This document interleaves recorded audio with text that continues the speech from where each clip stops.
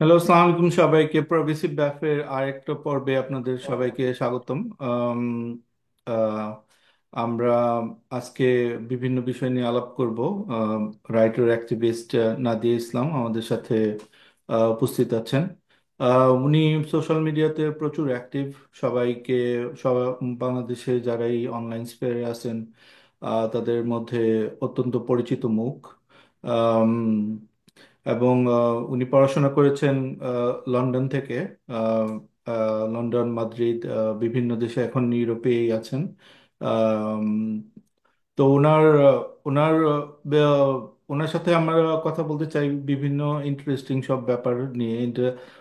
Social মিডিয়ার সব ধরনের যেই সব ইস্যুগুলো চলতেছে, পাস্ট ওনার এক্সপিরিয়েন্স, এবং উনি কি মনে করেন যে বাংলাদেশে আজকে মানে এখনকার সরকার কিরকম অবস্থায় আছে, শেখ হাসিনা রেজিমের পতনে ওনার কি অবদান ছিল, এইসব ব্যাপার নিয়ে। তো দেরি না করে আমরা শুরু করছি। নাদিয়া ইসলাম, ওয়েলকাম। আহ, আমাদের আপনি বলেন যে Thank you. আপনি আহ, জি, প্রথম Thank you প্রশ্ন for thank you থাকবে। for having me. আচ্ছা। সো আমার প্রথম প্রশ্ন থাকবে, how did you get involved in social media, in Facebook, from the very first time? আপনার মানে কি স্পার্ক করলো যে আপনার মনে হলো যে you will become an activist? Thank you very much, Mirza. আমি তো ফেসবুক যখন থেকে শুরু হয়েছে, আম, সেই সময় থেকেই ফেসবুক অ্যাকাউন্ট ছিল এবং আমি ফেসবুক আসার আগ থেকেই লেখালেখি করতাম। অল্প বিস্তর লেখালেখি করতাম। আমি সে সময় বাংলাদেশে ছিলাম, জায়গা দিনে লিখতাম। তো এরপরেই আম, বাংলাদেশ ছাড়ার পর ইউনিভার্সিটির জন্য লন্ডনে চলে এসেছি। তখন ফেসবুকিং শুরু হয়েছে টুকটাক লেখালেখির জায়গা হিসেবে ইউজ করা, ফার্স্ট অফ অল। সেখান থেকে অ্যাক্টিভিজম যে আমি অ্যাক্টিভলি করব সেরকম কোনো ইচ্ছা ছিল না। প্রথম জায়গাটা শুরু হলো 2013-এ, যখন শাহবাগ আন্দোলন শুরু হলো। আমি সে সময় লন্ডনে, আমার সব বন্ধু বান্ধবরা আম, খুব স্বাভাবিকভাবেই তারা আহ শাহবাগ আন্দোলনে জয়েন করলেন। লন্ডনে বাঙালিদের একটা খুব বড় কমিউনিটি আছে। সবাই আলতাবালি পার্কে গেলেন, জয়েন করলেন, মোমবাতি নিয়ে গেলেন এন্ড এভরিথিং। অ্যান্ড আমার বন্ধু বান্ধবরা সবাই, অফকোর্স, আমার নিজের বাবা মুক্তিযুদ্ধ করেছে, আমার বন্ধু বান্ধবরা সবাই প্রো মুক্তিযুদ্ধ আহ মানুষ। তো আমাকেও সবাই বললেন যে let's join. That was the first time. তো আমি সে সময় ক্রিমিনোলজি পড়ছি। তো ক্রিমিনাল ল এবং ফরেনসিক সায়েন্স এই বিষয়ে খানিক আগ্রহ থাকার কারণে আমি এই পুরো জিনিসটা আসলে একজন রিসার্চারের জায়গা থেকে, একজন ক্রিমিনাল ক্রিমিনোলজিস্টের জায়গা থেকে আমি দেখার চেষ্টা করছিলাম। আহ সে সময় আমার পার্টনার, আমার এক্স পার্টনার, তো উনি তখন লন্ডনে ব্যারিস্টার, নামটা বলি, ওনার নাম আবু বকর সিদ্দিক মোল্লা। ওনার সঙ্গে আমার এক্স পার্টনারের বিভিন্ন রকম লিগ্যাল ডকুমেন্টস নিয়ে বিভিন্ন আলাপ হচ্ছিল। And one thing led to another.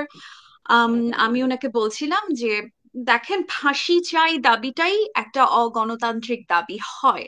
আমি ফাঁসির বিরোধিতা করি, সেটা একটা জায়গা থেকে, আম, সেটা আমার নিজস্ব, এবং ক্যাপিটাল পানিশমেন্টের এগেনস্টে যেহেতু আমার অবস্থান, সেই জায়গা থেকে। কিন্তু ধরেন বাংলাদেশের পরিপ্রেক্ষিতে, বাংলাদেশের জনসংখ্যার পরিপ্রেক্ষিতে, সবকিছু মিলিয়ে হয়তো বাংলাদেশের জন্য ফাঁসিটাই হয়তো কার্যকরী সর্বোচ্চ শাস্তি। That I understand. কিন্তু আমার কাছে যেটা মনে হয়েছে প্রাথমিকভাবে, যে ফাঁসি চাই দাবি একটা অগণতান্ত্রিক দাবি।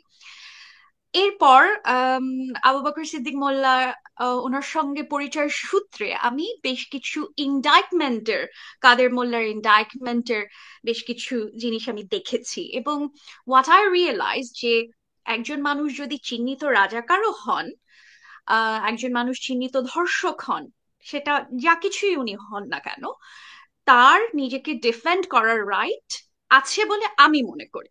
এটা আমার আহ চিন্তার পদ্ধতি। আমি দেখছি যে যেই ইন্ডাইটমেন্টের যে কাগজগুলো আমার কাছে ছিল সে সময়, অ্যান্ড ওভারঅল পত্রিকাতেও বিভিন্ন রকম নিউজ আসছিল, আমি দেখছি যে এটা কোনো স্বচ্ছ প্রক্রিয়া না। আমি একজনকে গায়ের জোরে আম, রাজাকার প্রমাণ করার চেষ্টা করছি। এবং আমি এগেন যেহেতু বললাম আমার ক্রিমিনাল লর সঙ্গে খানিক যোগাযোগ আছে, তো আমি এম, এটার সাথে নভেম্বর ট্রায়ালের কথা আমি চিন্তা করলাম। November trial was very straight forward, এটার মধ্যে কোনো রকম কোনো ইফস এন্ড বাটস ছিল না। নভেম্বর ট্রায়াল সম্ভবত পৃথিবীর ইতিহাসে সবচেয়ে বড় ট্রায়াল হয়েছিল, এবং একটা ম্যাসিভ নাম্বার অফ পিপল তার এগেনস্টে যখন এভিডেন্স আনা হচ্ছে, একটা হোলোকাস্টের মতো ভয়ঙ্কর একটা ঘটনার যখন এভিডেন্স আনা হচ্ছে, সেখানে অফকোর্স আমরা মিত্রপক্ষ কারা কারা শত্রুপক্ষ এটা নির্ধারণ হয়ে গেছে। তারপরেও যখন আমরা জানি যে এই মানুষগুলো চিহ্নিত অপরাধী, তাদের বিরুদ্ধে যখন একটা ট্রায়াল চলছে, তখনও ইট ওয়াজ ভেরি স্ট্রেট ফরওয়ার্ড।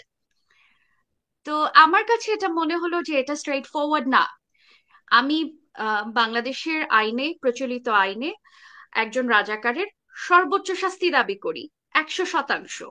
কিন্তু সেটা কোনো এলোমেলো পদ্ধতিতে না, সেটা কোনো আমার ইচ্ছে হলো আমি গায়ের জোরে একজন মানুষকে আহ একটা লেবেল দিয়ে দিচ্ছি, একটা ট্যাগ দিয়ে দিচ্ছি। আমি বলছি না যে কাদের মোল্লা রাজাকার ছিলেন না, আমি যেটা বলছি যে উনার যে বিচারিক প্রক্রিয়াটা ছিলেন সেই প্রক্রিয়াটা স্বচ্ছ ছিল না বলে আমার মনে হয়েছে। তো আমি সে সময় ফেসবুকে প্রথম লেখালেখি শুরু করলাম। আমি বললাম যে আমি শাহবাগের পক্ষে দাঁড়াচ্ছি না, এবং শাহবাগ একটা অগণতান্ত্রিক পদ্ধতির জন্ম দিতে যাচ্ছে। এই নিয়ে আমার বন্ধু বান্ধবদের সঙ্গে সেই লেভেলের মারামারি কাটাকাটি শুরু হয়ে গেল। আমার নিজের ফ্যামিলির সাথেও একটা বড় ঝামেলা হলো। আমি আমি বললাম যে আমি আমি যেটা বিশ্বাস করি আমি সেটা বিশ্বাস করি। আম, আ- আমার কিছু যায় আসে না যদি আমাকে কেউ জামাতি বলে, এবং যেহেতু কাদের মোল্লা অফকোর্স জামাতের একজন নেতা ছিলেন, এবং একই সঙ্গে আমি যেই লয়ারকে, যে ব্যারিস্টারকে আমি ইয়েতে লন্ডনে আমার তার সাথে যোগাযোগ ছিলেন, আবু বকর সিদ্দিক মোল্লা, উনি আহ, জামাতের সঙ্গে সম্পৃক্ত ছিলেন। বাংলাদেশে ট্যাগিং করা খুব ইজি, আমাকে সরাসরি তারা জামাত বানিয়ে দিলেন। আমি বললাম যে ওকে ফাইন, এবং সেই সময় আমি একদম খুব হার্ড কোর নাস্তিক। এই ঠিক এই মুহূর্তে না, এখানে সেই আমি একটা কোয়েশ্চেন করি, সরি টু ইন্টারাপ্ট ইউ। আমার যে হ্যাঁ। কোয়েশ্চেনটা আছে যে, because we bin through the same process, I was supporting Shahbag and then when I realized that it's a move from Awami League and India, then মানে ওরা যেটা দখল করতে চাইছে এবং যেই প্রক্রিয়াতে ওরা ফাঁসি মানে করছে, সেগুলো প্রতিটাই অস্বচ্ছ ছিল, জাস্ট ইমোশনের উপর ভর করে।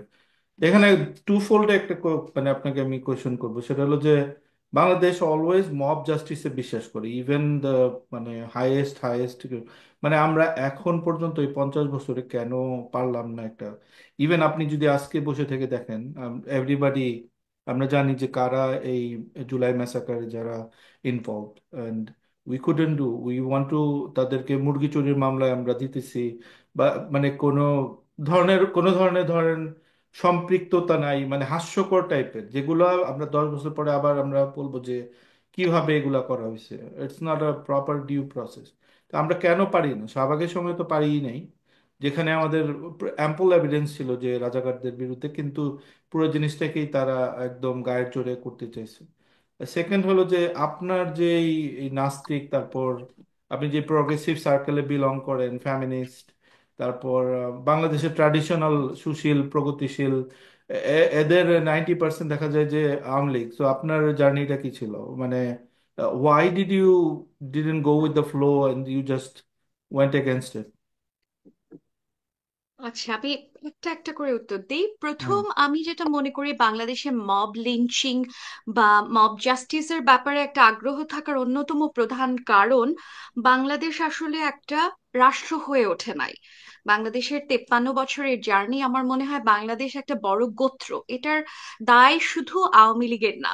আমাদের যেভাবে সংবিধান তৈরি হয়েছে সেখান থেকে আওয়ামী লীগ তো আকাশ থেকে পড়ে নাই, বা এই ফ্যাসিস্ট রিজিমটা আকাশ থেকে আসে নাই। এটার পেছনে ব্যাক এন্ডে অনেক ইকুয়েশন ছিল। আমি এরশাদের স্বৈর শাসন থেকে শুরু করে, তার আগে আমি যদি আরো পেছনে যাই, বাকশাল থেকে শুরু করে পুরো প্রসেসটাই ছিল একটা অগণতান্ত্রিক, একটা গ্রাম্য প্রক্রিয়া। বাংলাদেশকে একটা বড় গ্রাম বানিয়ে রাখা। গ্রাম হতে কোথাও কোনো সমস্যা নাই, এখানে আমি ক্লিয়ার করে রাখি। গ্রাম বিং গ্রাম ইজ নট আ প্রবলেম, কিন্তু একটা রাষ্ট্র যখন গ্রাম হয়, বা একটা রাষ্ট্র যখন একটা গোত্র ভিত্তিক হয়, তখন গোত্রের একটা টেন্ডেন্সি সম্ভবত থাকে যে আমি এবং অপরের রাজনীতি প্র্যাকটিস করার। অর্থাৎ একটা একটা গোত্রের ভেতর ঢুকলে দেখবেন যে কিছু মাস্তান থাকে যারা সবসময় গোত্র প্রোটেক্ট করে। একটা অন্য গোত্রের ছেলে ওই গোত্রের ভেতর আসার সাথে সাথে, "এই তুই আমার এলাকায় ঢুকছিস কেন? আমার এলাকার মেয়ের সাথে তোর কিসের সম্পর্ক?" এই ধরনের এক ধরনের মাস্তানির যে টেন্ডেন্সি, সেটা আমার মনে হয় গোত্র গ্যাং মেথড। ভিত্তিক আমাদের সমাজ হওয়ার কারণে আমাদের মব লিঞ্চিং এর একটা টেন্ডেন্সি আছে। আমরা কোনো কিছু হলেই আমরা একজনকে পিটিয়ে মেরে ফেলবো, এটার সামনে পেছনে কোনো কিছু চিন্তা না করে। আম, আহ, এবং যে কোনো একটা বাক্সবন্দি চিন্তা করার যে, ওয়েল, আমি আসলে কাদের মোল্লার পক্ষে কথা বলছি, লেটস সে আমি কাদের মোল্লার পক্ষে কোনোদিনই কথা বলিনি, বাট লেটস সে আমি বলছি, তার মানে হচ্ছে ও কাদের মোল্লার পক্ষের লোক। আমি শাহবাগের বিরোধিতা করছি, তার মানে হচ্ছে আমি প্রো পাকিস্তানি। এটা আমার মনে হয় গোত্রের টেন্ডেন্সি। কারণ গোত্র সবসময় একটা আহ, আহ, এক লেয়ারের, এক ডিমেনশনে চিন্তা করতে ভালোবাসে, এবং আওয়ামী লীগের ক্ষেত্রেও তাই। সেকুলার রাজনীতি বলেন, কোট আনকোট সেকুলার রাজনীতি, বাংলাদেশে তো কোথাও কোনো সেকুলার রাজনীতি নাই। বাংলাদেশে যারা সেকুলার আছে তারা ধরেন আওয়ামী লীগের পারপাস সার্ভ করেছে, এবং সেটা টু সাম এক্সটেন্ট হিন্দুত্ববাদী একটা হিন্দুত্ববাদী একটা বয়ান প্রতিষ্ঠা করার রাজনীতি। এখানে আমি কোনো জায়গায় আমি দেখি না যে বাংলাদেশে কোনো জায়গায় কেউ সেকুলার। যারা নাস্তিকরা আছেন তারাও সেকুলার। হুম এটা হুম। আমি এটা আমার পার্সোনাল ওপিনিয়ন। আর আমি কিভাবে এই এই আওয়ামী লীগের রাজনীতি বা সেকুলার জায়গা থেকে আহ, বের হয়ে এসে, আমার মনে হয় আমি একলা না, এরকম অনেকেই আছেন। আমার পুরো ফ্যামিলি আওয়ামী লীগের ফ্যামিলি, আওয়ামী লীগের সরাসরি রাজনীতি করা ফ্যামিলি। আম, এবং আমার কাজিনদের মধ্যেও আহ, আহ, উম, তারা এতদিন বিদেশে পড়ে তারপর হচ্ছে বাপ চাচাদের লেগেসি ধরে রাখতে তারা বাংলাদেশে গিয়ে রাজনীতি যেগুলি করছিলেন, আমার কাছে মনে হচ্ছিল যে that's not the right thing. এক, আর উম, যেহেতু ফ্যামিলির থ্রুতে আমি বিষয়টা দেখেছি, আমার মনে হয় যে আমি খুব নোংরা জায়গাগুলি খুব ইজিলি রেকগনাইজ করতে পেরেছি, যে আসলে বাংলাদেশে যারা সত্যি সত্যি রাজনীতি করেন, বা সত্যি সত্যি যারা ধরেন মানুষকে ভালোবাসেন, আমি দেশের পরে আসছি, মানুষকে যারা ভালোবেসে একটা কাজ করতে যাচ্ছেন, তাদের সংখ্যা খুব কম। আহ তো এই নোংরা জায়গাটা আমার দেখার কারণে হয়তো আমি আওয়ামী লীগের সঙ্গে একটা সার্টেন স্টেজ পর্যন্ত অফকোর্স সাবস্ক্রাইব করা ছিলাম। 2013 অনওয়ার্ডস আমি আওয়ামী লীগ থেকে খানিক প্রো আওয়ামী লীগ সিচুয়েশনে চলে এসেছি। 2018 আমি একদম সরাসরি যখন ইলেকশন হলো, এবং আমার চাচা, আমার বাবার বড় ভাই, উনি সেই ইলেকশনে ইনভলভ ছিলেন, তো আমি চোখের সামনে সেই জিনিসপত্র দেখার পর আমি যেটা বলেছি যে, আমি ফেসবুকেই তখন প্রকাশ্যে বলেছি যে আমি এই এই এই যদি ত্যায্য করার কোনো উল্টো পাশে ত্যায্য করার কোনো সিস্টেম থাকে, বাবা মা চাচা চাচি এদের ত্যায্য করার কোনো সিস্টেম থাকে, আমি সেই কাজটা করব। আমার এদের সাথে কোথাও কোনো সম্পর্ক নাই। এটা আমার সেই সময়কার একটা স্ট্যান্ড ছিল, এবং সেটা এখনো আছে। আমি কোনোদিন আমার আওয়ামী লীগ ব্যাকগ্রাউন্ডের কাছ থেকে এক লাইনের কোনো সাহায্য নেই। ইভেন ধরেন যখন মানুষের বাসায় টিকিট গুলো চলে আসে, ধরেন ক্লাসিক্যাল ফেস্টে যাওয়ার টিকিট বা এই জাতীয় খুব ছোট ছোট ছোট ছোট জিনিসের উদাহরণ দিচ্ছি, I never took any help from any of my family members. তো আমার মনে হয় যে এটা, এই ইন্টিগ্রিটির জায়গাটা, এটা অনেকেরই আছেন। এটা এমন না যে আমার কাছে খুব, আমি খুব স্পেসিফিক ভাবে আহ এই আওয়ামী রেজিমের ভেতর দিয়ে এসে আমি রেজিমের বিরুদ্ধে দাঁড়াচ্ছি। আমার আশেপাশে প্রচুর বন্ধুরা আছে আম, হিন্দু ফ্যামিলি থেকে এসেছেন, এবং আপনারা জানেন যে ঐতিহাসিকভাবে হিন্দুদের সাথে আওয়ামী লীগের এক ধরনের ভালো সম্পর্ক ছিল, বা হয়তো এখনো আছে টু সাম এক্সটেন্ট। তো সেখান থেকে আমার সনাতন ধর্মাবলম্বী বন্ধুরা, তারা একসময় রিয়েলাইজ করছেন যে যাদেরকে একসময় মনে করা হতো যে যেই দলটা হিন্দুদেরকে রক্ষা করছে, সেই দলটাই, সেই দলটার মাধ্যমে হিন্দু নির্যাতন হচ্ছে। তো আমার প্রচুর বন্ধু বান্ধব সেই সময়ই আওয়ামী লীগ থেকে, প্রো আওয়ামী লীগ থেকে অ্যান্টি আওয়ামী লীগ অবস্থানে চলে এসেছে। এবং আমি একলা না আসলে। তো আমার মনে হয় যে আমাদের এরকম প্রচুর মানুষের জার্নি, কাছাকাছি জার্নি আছে। হুম হুম। রাশেদ একটা কোয়েশ্চেন। যে আপনি মাইনরিটির কথা উঠালেন, এই জন্য জিজ্ঞেস করতেছি। তিনটা কোয়েশ্চেন, এগুলো একটা একটার সাথে কানেক্টেড। প্রথমটা হলো যে বাংলাদেশ এখন যেই সিচুয়েশনে আছে, আহ, এইটার থেকে আপনি বাংলাদেশকে কোন দিকে যেতে দেখছেন এই যাওয়ার পথে? আমার দুইটা কোয়েশ্চেন আছে। একটা হলো যে এই মুহূর্তে ইন্ডিয়ান মিডিয়া এবং ইন্ডিয়ান সরকার যে ধরনের আচরণ করছে, সাধারণ হিন্দুদের সাথে তার কোনো সামান্যতম যোগাযোগ নাই, কিন্তু অটোমেটিক্যালি এই আচরণের কারণে এবং কিছু মানে খুবই নিজেদের স্বার্থ ছাড়া কিছু বুঝেন এরকম কিছু হিন্দু নেতাদের কারণে সাধারণ মানুষের সাথে হিন্দুদের কিন্তু একটা দূরত্ব তৈরি হবে। অন্য দিক দিয়ে আমরা কিছু আহ মানে আল্ট্রা রাইট উইং অ্যাক্টিভিস্টদের দেখতেছি, তারা মানুষকে মানে খেপায় তুলতেছে বিভিন্ন ইস্যুতে।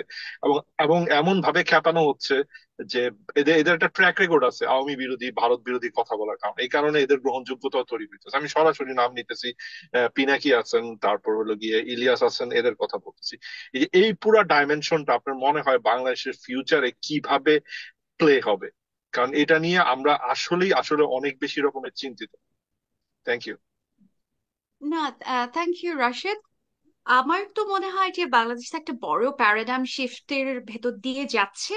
এটা শুধু বাংলাদেশের জন্য না, এটা আসলে উপমহাদেশের জন্য, ভারতীয় উপমহাদেশের জন্য একটা প্যারাডাইম শিফটিং অভিজ্ঞতা। এবং আমার কাছে মনে হয় এটা এটা আমার ব্যক্তিগত অবজারভেশন বলছি, যে ঠিক 69-এর গণ অভ্যুত্থান যেরকম হলো, অফকোর্স আমি সে সময় জন্মাইনি, আমার কাছে ওই ঘটনাটার রিপিটেশন মনে হচ্ছে। 69-এর গণ অভ্যুত্থান পরবর্তী ধরেন বাংলাদেশ মুক্তিযুদ্ধের ভেতর দিয়ে গেল, এবং এখন আমার 2024-এ যে ঘটনাগুলো, সেটার ঘটনাক্রম থেকে আমার মনে হচ্ছে বাংলাদেশ ঠিক একই রকম একটা ঘটনাক্রমের ভেতর দিয়ে যাচ্ছে। It's a paradigm shifting event for Bangladesh, এক। আর সে কারণে আমাদের সাথে জিওপলিটিক্যালি যারা যারা ইনভলভড আছেন, আমাদের দেশের রাষ্ট্রের চারদিকে, তিন দিকে ভারত রাষ্ট্র আছে, অফকোর্স ভারত সে কারণে ইনভলভড, অফকোর্স চায়নার স্টেক এখানে ইনভলভড। আর যেহেতু আম, একগাদা রাষ্ট্রের সঙ্গে আমাদের আহ বিনিয়োগের সম্পর্ক, বিশেষত চায়নার সঙ্গে তো একটা বড় বিনিয়োগ আছেই আমাদের। এবং এই বছরই হাসিনা পালানোর আগে যখন যেই চীন এবং ইন্ডিয়া সফর করলেন উনি জুন মাসে, এবং তারপর থেকেই তো আমাদের জুলাই আগস্টের গণ অভ্যুত্থান যেটা, সেটা প্রথমে কোটা আন্দোলন থেকে ওটা এসকেলেট করলো। তো সেই সময় চায়নার কিন্তু প্রেশার ছিল বাংলাদেশের উপরে, এবং বাংলাদেশ জিওপলিটিক্যালি খুবই গুরুত্বপূর্ণ ছিল বাংলাদেশের মংলা বন্দরের জন্য, তাই না? তো শেখ হাসিনাকে আমি পছন্দ করি বা না করি, সেই একটা ভালো জিনিস ছিল ওনার, যে উনি আসলে কোনো নির্দিষ্ট দিকে ঝুঁকছিলেন না এই ক্ষেত্রে। চাইনিজ ফোল্ডেড হোক বা ইন্ডিয়ান ব্লক, এই কোনো দিকে উনি ঝুঁকছিলেন না, যেটার কারণে জুলাই অভ্যুত্থানে, এটা একটা স্বতঃস্ফূর্ত অভ্যুত্থান হওয়ার পরেও আমি অন্তত বিশ্বাস করি যে ভারত, ভারতের ডিপ স্টেট চাচ্ছিল না হাসিনা টিকে যাক। কারণ হাসিনা আসলে সেই সময় মংলা বন্দরের দায়িত্ব, পরিচালনার দায়িত্ব আসলে ইন্ডিয়া বা চায়না কাউকে দিতে চায় না, যদিও ইন্ডিয়াকে একদম শেষমেশ দিতে বাধ্য হয়েছে। আম, তো আহ, এ কারণে আমার মনে হয় আহ, এই পুরো ইকুয়েশনে আমরা শুধুমাত্র বাংলাদেশের কথা চিন্তা করে, বাংলাদেশ এখানে একটা ভ্যারিয়েবল মাত্র, আমাদের ইকুয়েশনে আরো অনেকগুলো ভ্যারিয়েবল আছে। তো আমরা যখন এই রাজনীতিটা চিন্তা করি তখন বেশিরভাগ ক্ষেত্রে আমরা খুব ওয়ান ডিমেনশনাল চিন্তাটা করি যে আহ, বাংলাদেশ কি বাংলাদেশে কি ইন্ডিয়া আক্রমণ করবে, বাংলাদেশ কি আমেরিকা দখল করে ফেলবে, এই জাতীয় জিনিসপত্র। এবং এগুলো খুবই ওয়ান ডিমেনশনাল চিন্তা এই কারণে, কারণ এটাতে খুব ইজিলি মানুষকে হুক করে ফেলা যায়। কারণ এই ধরনের একটা ভয় যদি আমাদের মধ্যে থাকে, একটা ফিয়ার মঙ্গারিং এর রাজনীতি যদি থাকে, একটা জনগোষ্ঠীকে নিয়ন্ত্রণ করা খুব সহজ। আর আমাদের অঞ্চল, ভারতীয় উপমহাদেশ অঞ্চল, আমাদের অঞ্চলের মানুষকে নিয়ন্ত্রণ করা আরো সহজ, কারণ আমরা ধর্ম দিয়ে সারাক্ষণ পরিচালিত হচ্ছি। Again, me being an agnostic, আমার কোথাও কোনো ঝামেলা নাই আপনি যেই ধর্মটা পালন করেন, যেটাতে আপনি বিশ্বাস করেন।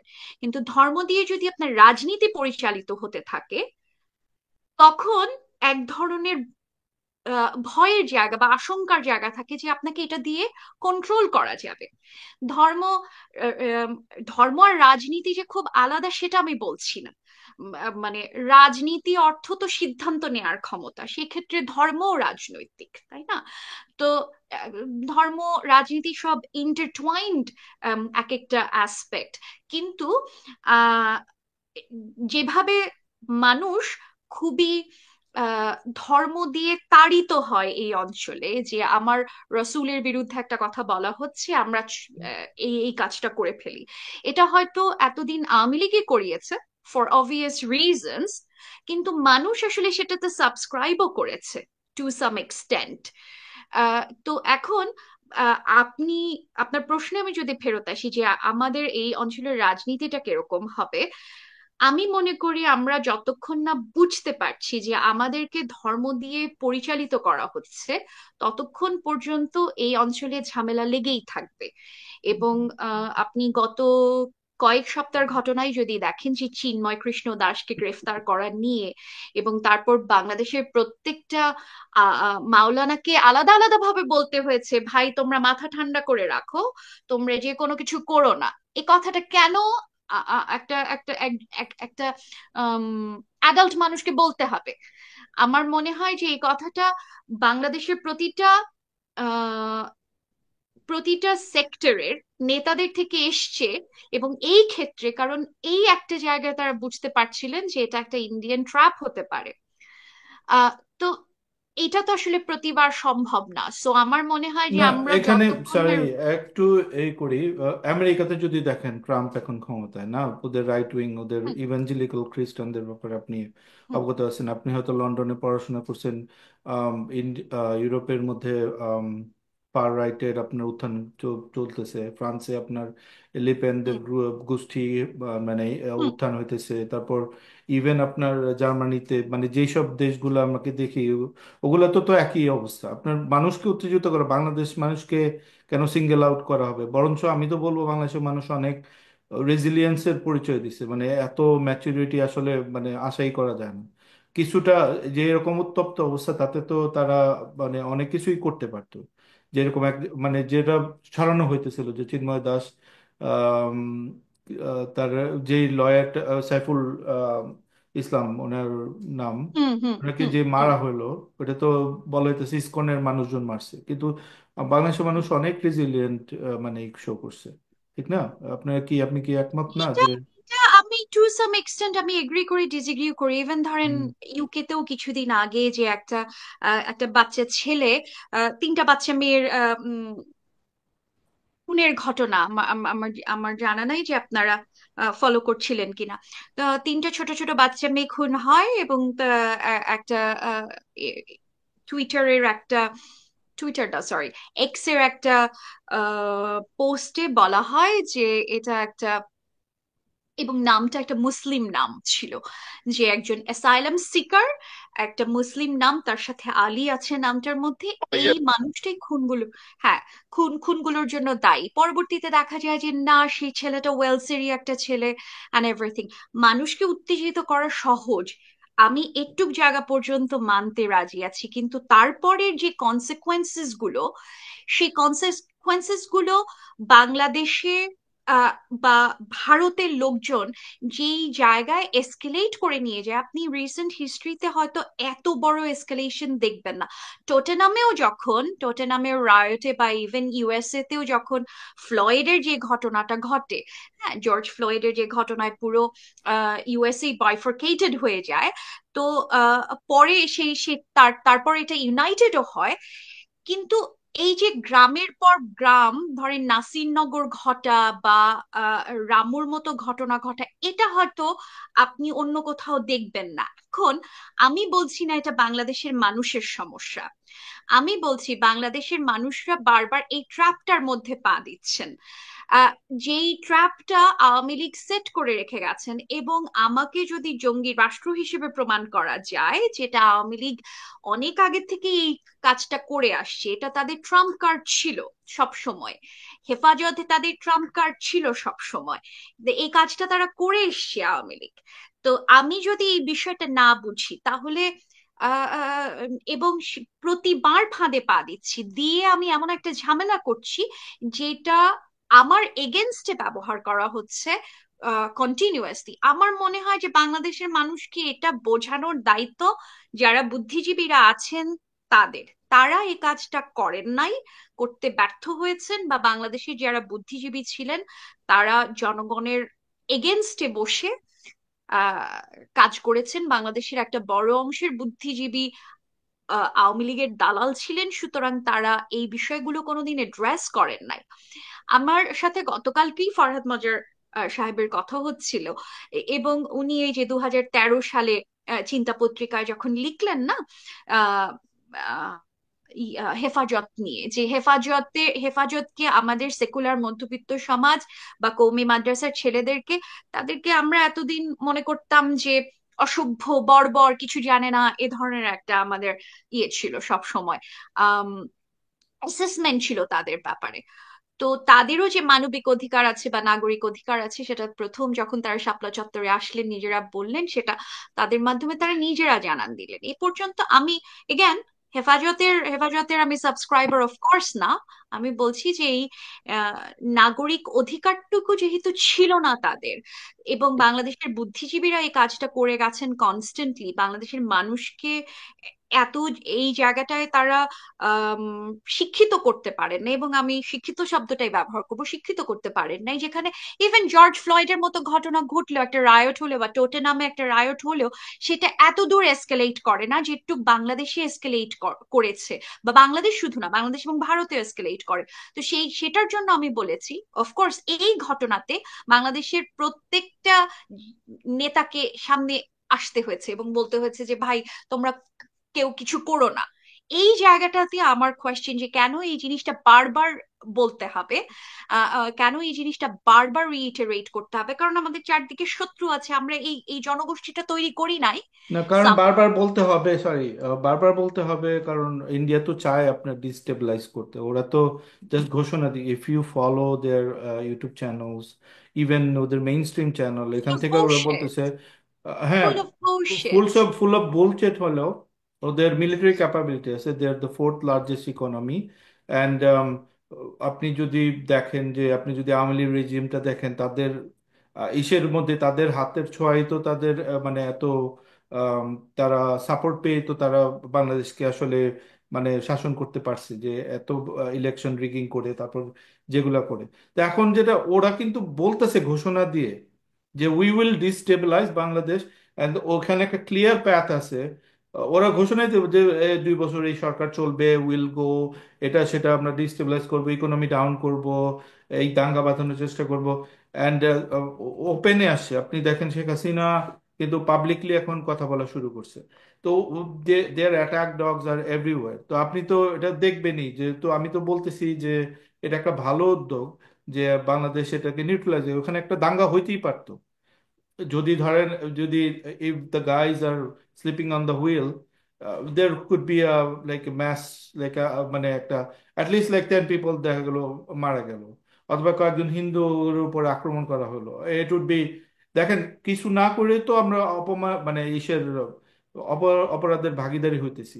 আপনার যে কোনো একটা কিছুকে বলে দেওয়া হইতেছে, ধরেন এই যে রিয়া গোপ, যেই হিন্দু মেয়েটা মারা গেল আপনার নারায়ণগঞ্জে এই স্নাইপার হুম হুম, বুলেটে, তাকে বিজ্ঞানে, হ্যাঁ বলতেছে হ্যাঁ যে হুম। মানে জামাত শিবির এরকম মারা হয়েছে। জামাতের কর্মী। হুম জামা, হুম হ্যাঁ হুম হ্যাঁ। হুম তো এইরকম আপনার ওদের মিথ্যা বলার তো কোনো মানে আপনার লিমিটেশন নাই, সো ওরা তো ডিস্টেবিলাইজ করতে চাবেই।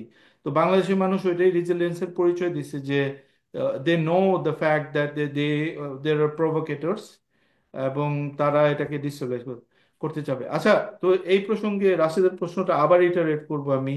এই যারা ধরেন এই আন্দোলনগুলো করলো, যারা এত এই 15 বছর আমাদের রেজিমের বিরুদ্ধে কথা বললো, you know them, all this known faces, যারা যারা যারা ব্যক্তিগতভাবে অনেক ক্ষতিগ্রস্তের শিকার এবং যাদের ভয়েস মানে মানুষ অনেক শুনতো, this guys want to destabilize Bangladesh, এবং they are playing hands in, I would say directly to India's like plan. যদি আপনি প্ল্যানটা মানেন, ইউল সি দ্যাট প্রথম আলোতে আপনি গিয়ে গরু জবাই করা বা ওখানে আপনার ধস্তাধস্তি করা, প্রথম আলো পোড়ানো, ওদের অফিস ভাঙচুর করা, তারপর আপনার এই ধরনের মানে just trying to unstable the country, এগুলো তো you are basically playing the hand. এবং এরকম না যে this guys don't know that they are well educated people. Apart from Elias, I think this guy is like not that sophisticated and just he's just a pure Jamati, let's put it that way.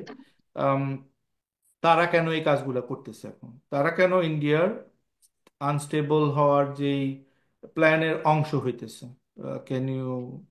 আমি এটা এটা এই ঠিক এইভাবেই বলতে রাজি না যে আনস্টেবল হওয়ার প্ল্যানের অংশ হচ্ছে। বাংলাদেশকে ইন্ডিয়া ডিস্টেবল করতে গেলে ইন্ডিয়া আসলে নিজেও ঝামেলায় পড়বে। ইন্ডিয়ার নিজের অবস্থা যে খুব ভালো তা না। ইন্ডিয়ার বিভিন্ন স্টেট তারা নিজেরা ইমপ্লোড করার জন্য রেডি হয়ে বসে আছে। কাশ্মীরের গল্প আপনি জানেন। অন্যান্য বিভিন্ন অঞ্চলের মণিপুর। আমাদের সেভেন সিস্টার্স, হ্যাঁ সেভেন সিস্টার্স এরটা একটু পরে আসছি। তো হুম। ইন্ডিয়া ইমপ্লোড হওয়ার জন্য অনেকগুলো রাষ্ট্র বসে আছে। এখানে যদি আহ, আহ, বাংলাদেশকে ডিস্টেবল করে, এগুলো আমার মনে হয় যেগুলো হুম্বি তম্বি ছাড়ার কিছু না। এক, এটা আমার পার্সোনাল ওপিনিয়ন। এটা একটা পাওয়ার প্লেইং এর পার্ট, এবং সেটা তারা করছে। তো কারণ একটা একটা বড় রাষ্ট্র একটা ছোট রাষ্ট্রের পাশে আছে, তার অর্থ এই না যে ইন্ডিয়া আমাদের সঙ্গে আহ ঝামেলা করলে আমরাই ঝামেলাতে পড়বো। কারণ সম্পর্কগুলি এখন আজকের পৃথিবীতে সবই দ্বিপাক্ষিক বা বহুপাক্ষিক, তাই না?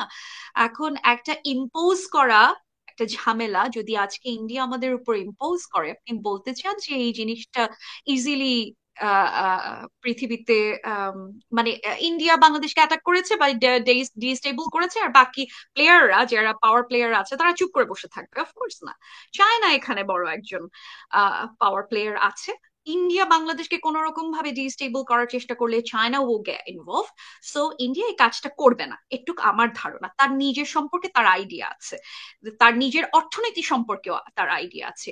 বাংলাদেশের আম, আহ, ইকোনমির একটা বড় অংশ আহ ইন্ডিয়ার সঙ্গে ইনভলভড অ্যান্ড ভাইস ভার্সা। সুতরাং আজকে যদি বাংলাদেশের সাথে ইন্ডিয়ার কূটনৈতিক সম্পর্ক সামহাও হ্যাম্পার্ড হয়, সেই বাজারের ইম্প্যাক্ট ইন্ডিয়ান গভর্নমেন্টের উপর পড়বে, যেটা 2019-এ 2019 বলছি, 2029-এ যে ইলেকশন বা 2026-এ যে পশ্চিমবঙ্গের ইলেকশন আছে, সেটা একদম ম্যাসিভ ভাবে বিজেপি, এখন এনডিএ লেড আর কি বিজেপি, সেটা ধরা খাবে এবং ইন্ডিয়া এই কাজটা করবে না। একটু আমি নিশ্চিত ভাবেই বলতে পারি, এটা ইকুয়েশনটা ঠিক এইভাবেই আমি দেখি। এখন আম, অন্য যে ইয়েটা, যে সেকেন্ড পার্টের যে আপনার কোয়েশ্চেনটা, যে বাংলাদেশের যারা ছাত্র ছাত্র জনতার আন্দোলনে যারা মুখ্য ভূমিকায় ছিলেন, যেই ছেলেমেয়েরা, তাদের একটা বড় অংশ, আমি বলবো ফ্র্যাকশন, নট এভরিওয়ান, একটা ফ্র্যাকশন হয়তো এই বিষয়টা চিন্তা না করেই, আপনি বলছেন যে হয়তো এটা চিন্তা করে, আমি যেহেতু জানি না, যেহেতু আমার এই এভিডেন্সটা নাই, সেজন্য আমি বলবো হয়তো এই রিপারকাশনটা চিন্তা না করে তারা বেশ কিছু কাজ করছে। আহ, আহ, আম, যেরকম ধরেন আপনি যে এটা বললেন, আম, ইন্ডিয়াকে উস্কে দেয়া, তাই না? এই এই বিষয়টাই হচ্ছে যে প্রথম আলোর অফিসের সামনে যে গরু জবাই করা অ্যান্ড স্টাফ, এবং এটার পেছনে তো একটা বড় অংশই আসলে ইন্ডিয়ার পিনাকি পতাকা মারানো, পতাকার উপর দিয়ে হাঁটা, ওইটা। পতাকা মারানো, পতাকা মারানো। এটার কনসিকুয়েন্সেস কি? এই ছাত্র আন্দোলনের প্রথম সারির যারা নেতারা ছিলেন বা ছাত্ররা ছিলেন বা ছাত্রীরা ছিলেন, তারা কি জানেন না নাকি? নিশ্চয়ই জানেন। এখন যেটা হচ্ছে, এখানে একটা বড় অংশ আছে, আপনি এটা মানেন বা না মানেন, এই যারা ইনফ্লুয়েন্সড পিনাকি ভট্টাচার্য দিয়ে বা ইলিয়াস হোসেনকে দিয়ে, যারা ইনফ্লুয়েন্সড এবং তাদের একটা ম্যাসিভ প্ল্যাটফর্ম আছে এবং তারা ব্রেইন ওয়াশড। এখন ধরেন গোয়েবলস ঠিক যেই পদ্ধতিতে কাজ করেছে সেকেন্ড ওয়ার্ল্ড ওয়ারের সময়, আমি মনে করি পিনাকি ভট্টাচার্য এবং ইলিয়াস হোসেন এরা ঠিক একই পদ্ধতিতে একই জিনিসে রিইটারেট করতে করতে করতে করতে একটা মিথ্যাকে 500 বার আপনি বলে সত্য প্রমাণ করছেন যে আমার সবচেয়ে বড় শত্রু ইন্ডিয়া। আমি বলছি না ইন্ডিয়া আমার বন্ধু, কোনো রাষ্ট্রের বন্ধু হতে পারে না। আজকের গ্লোবাল ভিলেজে কেউ কারো বন্ধু না, কেউ কারো শত্রু না, প্রত্যেকের সাথে প্রত্যেকের স্টেক আছে। ইন্ডিয়া আমাদের সঙ্গে যেভাবে ট্রিট করেছে অর্থনৈতিক ভাবে, সেটা কোনো ফেয়ার ট্রিটমেন্ট না। পানিতে যেভাবে ইন্ডিয়া আমাদেরকে ট্রিট করে, ফারাক্কাতে যেভাবে ট্রিট করে, টিপাইমুখে যেভাবে ট্রিট করে, এটা আন্তর্জাতিক চুক্তি লঙ্ঘন। এটা ইন্ডিয়া স্বীকার করুক বা না করুক, ইন্ডিয়া গায়ের জোরে কাজটা করে আসে, এটা কোনো ফেয়ার ট্রিটমেন্ট। ওপেন মার্কেটে যে সুবিধা ইন্ডিয়া আমাদের কাছ থেকে নিচ্ছে, সেটা ফেয়ার ট্রিটমেন্ট না। আমাদের বর্ডারে যা যা হচ্ছে, সেটা কোনো বন্ধু রাষ্ট্রের সম্পর্ক না, আমি একটু নিশ্চিতভাবেই বলছি। কিন্তু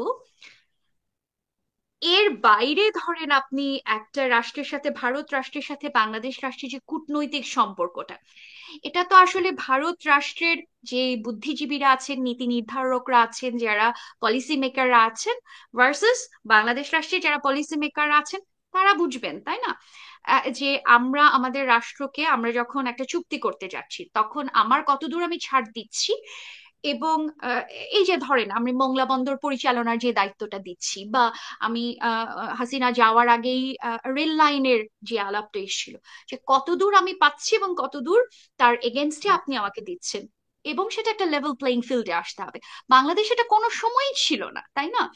কিন্তু তার অর্থ এই না যে ভারত ভারত আমাদের অন্যতম প্রধান শত্রু, বা ভারতের মানুষ আমাদের শত্রু, বা ভারতের মানুষের সাথে আমাদের আহ আহ যুদ্ধ চলছে। পণ্য বয়কটের যে একটা আলাপ এসেছিল, আমি পিনাকিরাই এই কাজটা শুরু করেছেন। এবং সেটা কখন শুরু করেছেন আপনি খেয়াল করেন, পিনাকিরা এই কাজটা শুরু করেছেন 2024-এর নির্বাচনের একটু একটু আগে। এবং তাতে যে ঘটনাটা ঘটে, get the data, get the statistics, মানুষ তো এই জিনিসপত্র দেখে না আসলে, এবং এগেন খুব ইউনি ডিমেনশনে মানুষ চিন্তা করে। এই পুরো ঘটনার কারণে বা ভারতে জিনিসের দাম, নিত্য প্রয়োজনীয় জিনিসের দাম কমে যায়, যেটার কারণে যে বিজেপির অবস্থা খুবই খারাপ ছিল। যদিও ধরেন কংগ্রেসের একটা কংগ্রেস সেন্ট্রালাইজ ছিল না, যেটা বিএনপির ব্যাপারে আমার সমালোচনা, যে বিএনপি সেন্ট্রালাইজ হতে পারে না, ঠিক একই জায়গায় কংগ্রেস সেন্ট্রালাইজড ছিল না, ঠিক আছে, কিন্তু তারপরেও বিজেপির কিন্তু 2024-এ ক্ষমতায় আসতে ঝামেলা করতে হয়েছে। পশ্চিমবঙ্গে তারা মাত্র 12টা সিট পেয়েছিল কিন্তু, হ্যাঁ। হুম। আহ, এবং খুব কষ্ট করতে হয়েছে তাদেরকে, এবং এই কিন্তু তারপরে তারা ক্ষমতায় আসতে পেরেছে, আমি মনে করি পিনাকি ভট্টাচার্যরা ছিলেন বলে। তারা যে কাজটা করেছে, আমি আমি পণ্য বয়কট করলাম, এই পণ্য বয়কটের কারণে আমার মনে হলো যে আমি অনেক অনেক দেশপ্রেমিক একজন মানুষ, আমি অনেক কাজ করে ফেলছি। কিন্তু তার কনসিকুয়েন্সেসে যে হিন্দুত্ববাদী আরেকজনকে আমি আরেকবার প্রতিষ্ঠা করতে হেল্প করছি, এটা কেউ ইনডেপথ চিন্তা করে না। তো যে কারণে আপনি যখন বলেন যে এই যে ছাত্র আন্দোলনের যেই নেতারা ছিলেন বা ছাত্র বা ছাত্রীরা ছিলেন, তারা যখন এই যে প্রথম আলোর সামনে গরু জবাই করতে যাচ্ছে, প্রথম আলো আজকে বন্ধ করে দিবে, ডেইলি স্টার আজকে বন্ধ করে দিবে, বা আম, আহ, আরো যে পতাকা মারানোর মতো যে ঘটনাগুলো তারা উস্কে দিচ্ছে, এটার আমার মনে হয় তার কনসিকুয়েন্সেস ভাবেন না। বা এটার সবসময় অনেকটা জায়গায় থাকে যে ওরা করছে আমরাও করবো, এক ধরনের হ্যাঁ, প্রতিযোগিতামূলক। টিট ফর ট্র্যাট। আপনি খুবই ভালো বলছেন যে যেই পয়েন্টটা, যে আপনার ওদের নির্বাচনে হেল্প হয় এবং ওদের নির্বাচনের জন্য ই করে। তা আমি আপনাকে চ্যালেঞ্জ করবো একটা ব্যাপারে, এটা ক্লিয়ারিফাই করবো, এরপর রাশেদের কাছে আমরা যাব। সেটা হলো যে আপনি যেটা মানে করতেছেন না, যেটা অ্যাড্রেস করতেছেন না, সেটা হলো যে ও বিচ দের আর ডিফারেন্স। লাইক একটা হলো ভারতের রাষ্ট্র, ভারতের জনগণ, একটা হলো ভারতের ডিফেন্স স্ট্র্যাটেজি, একটা হলো ওদের সাউথ ব্লক, ওদের গোয়েন্দা সংস্থা, অ্যান্ড দেয়ার বিজেপি। বিজেপির উদ্দেশ্য কি? যে মোস্ট সিট পাওয়া। ওদের ওরা তো ওদের একটা গণতান্ত্রিক দেশ, বাংলাদেশের মধ্যে তো চুরি করে নির্বাচনে জিততে পারে না। তো ওরা মানে ভোটে তাদের জিততে হয়। তো ভোট পাওয়ার উদ্দেশ্য কি? যে ওই ডিভাইড, যে মুসলমান গ্রিন হাউসকে দাও, বাংলাদেশে হিন্দুদের উপর আক্রমণ করো, এগুলো একটাই তো বিজেপির। দেখেন আমি কি বলতেছি, আপনি যেই কথাতে বলতেছেন ভারতের রাষ্ট্রের স্বার্থ আর বিজেপির স্বার্থ কমপ্লিটলি ডিফারেন্ট। ভারত একটা সেকুলার দেশ, এবং তারা চায় যে মুসলমানরা একসাথে থাকুক, যেটা মানে তাদের যেটা একটা মানে ছিল আর কি, অ্যাসপাইরেশন ছিল, যে কারণে পাকিস্তান থেকে তারা আলাদা হলো, এবং সেকুলার রাষ্ট্র হিসাবে তাদের পরিচয় দেয়, এখনো পরিচয় দেয়। কিন্তু ভারতের রাষ্ট্রের মানে উদ্দেশ্য স্বার্থ, বাংলা ভারতের জনগণের উদ্দেশ্য স্বার্থ, সেটার সাথে বিজেপির স্বার্থ completely different. Do you agree on that? এবং ও একশো এটা যে একশো এটা যে শতাংশ বিজেপি যেগুলা করে, সেটা বিজেপি এখন সরকারে আছে, তারা এগুলা প্রভোগ করে।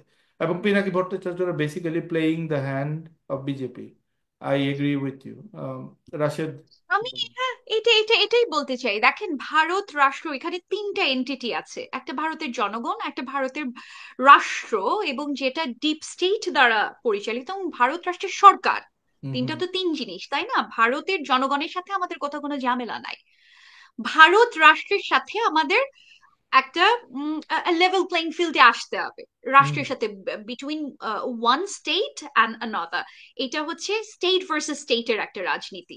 আর এরপর আসছে হচ্ছে সরকার ভার্সেস আমাদের যে এই মুহূর্তে সরকার আছে, তাদের এক ধরনের মিথস্ক্রিয়া। তো ভারত বিজেপি সরকার, ভারতের বিজেপি সরকারের সঙ্গে আমাদের যেই সম্পর্ক, ভারতের কংগ্রেসের সঙ্গে বা তৃণমূলের সঙ্গে তো আমাদের একই সম্পর্ক না, এবং সেটা থাকবেও না, এটা থাকা সম্ভবও না।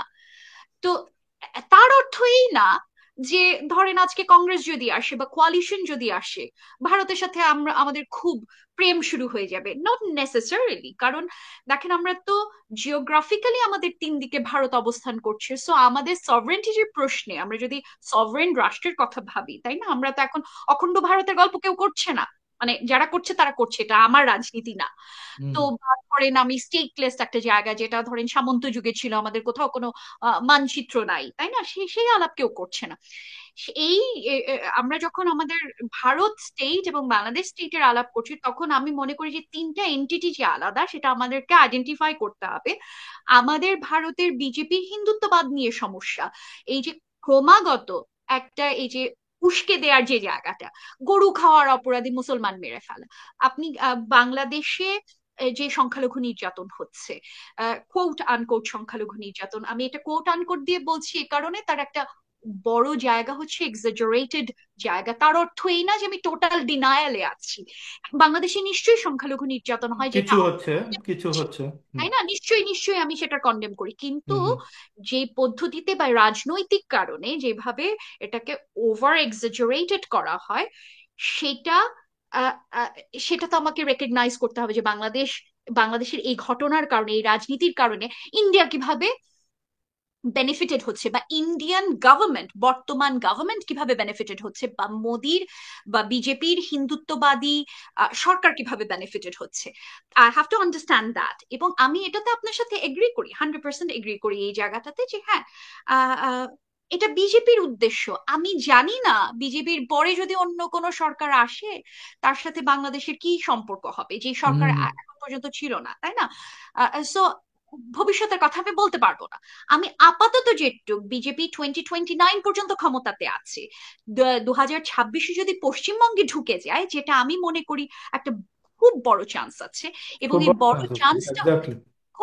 খুব বড় চান্স আছে। হুম এবং বড় চান্সটা বাংলাদেশের চালের উপর নির্ভর করে। বাংলাদেশ এখন যেই চালটা দিচ্ছে, সেই চালগুলোর উপরে 2026-এ আসলে বিজেপি পশ্চিমবঙ্গে ঢুকবে কিনা, সেটা নির্ভর করে। সো আমি মনে করি যে এখন এ কারণে বাংলাদেশকে খুব ঠান্ডা থাকতে হবে।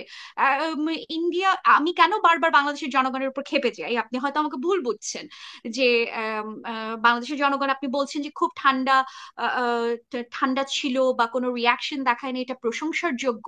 আমি মনে করি এটা বাংলাদেশের মানুষকে কেন বারবার বোঝাতে হচ্ছে, কেন আমরা বুঝতে পারছি না। আপনি দেখেন একটা চায়ের দোকানে যান, প্রতিটা মানুষ, চায়ের দোকানের মামা থেকে শুরু করে রিক্সাওয়ালা আছেন, ট্রাক ড্রাইভার আছেন, সারাক্ষণ রাজনীতি নিয়ে আলাপ করছে। ওবায়দুল কাদেরের ঘড়ির সংখ্যা ট্রাক ড্রাইভাররা নো জানে না। নো, এখানে আপনাকে একটু কি একটু বলছে এই জায়গাটা থামাতে কেন হবে। বুঝবেন? একটা সেকেন্ড, একটু থামাতে। আমি কখনোই বলি নাই বাংলাদেশ রাষ্ট্র। I think the whole subcontinent they are the same people, basically I treat them as same people. বাংলাদেশের যথেষ্ট, বাংলাদেশে বিজেপির মতো পার্টি আছে, we know that. There is no hiding, বাংলাদেশে 80টা আপনার ইসলামী দল আছে, দে আর অবভিয়াসলি। বাট মানে হিস্ট্রিক্যালি যদি আপনি দেখেন, তারপর আপনি দেখবেন গত 200 ইয়ার্সে আপনি ভারতে যতগুলো দাঙ্গা হয়েছে, বাংলাদেশে very very less. One of the most মানে বড় দাঙ্গা আপনার কোনটা, ওই নোয়াখালীর দাঙ্গা, এটাই আমরা হুম। দেখতে পারি। তারপর হয়তো পাকিস্তানের সময় কিছু ছিল, বাংলাদেশ যখন হয়েছে তখন কিন্তু আপনার কোনো ধরনের দাঙ্গা আপনি ওই রকম দেখেন বাংলাদেশে। ভারতে গুজরাটে মুসলমান আপনার জাস্ট স্লটার করা হয়েছে, you know that. And there lots of দাঙ্গা ওদের দেশে। তো ওরা সেকুলার হিসেবে হইয়া ওরা তো কিন্তু বাংলাদেশে মুসলিম প্রধান আমি দেশ। তো আসলে ওদেরকে সেকুলার, ওরা কাগজে কলমে সেকুলার রাষ্ট্র, তো আমরাও কাগজে কলমে সেকুলার রাষ্ট্র ভারতও। কিন্তু আমি একটা রাষ্ট্রকেও সেকুলার বলতে রাজি না।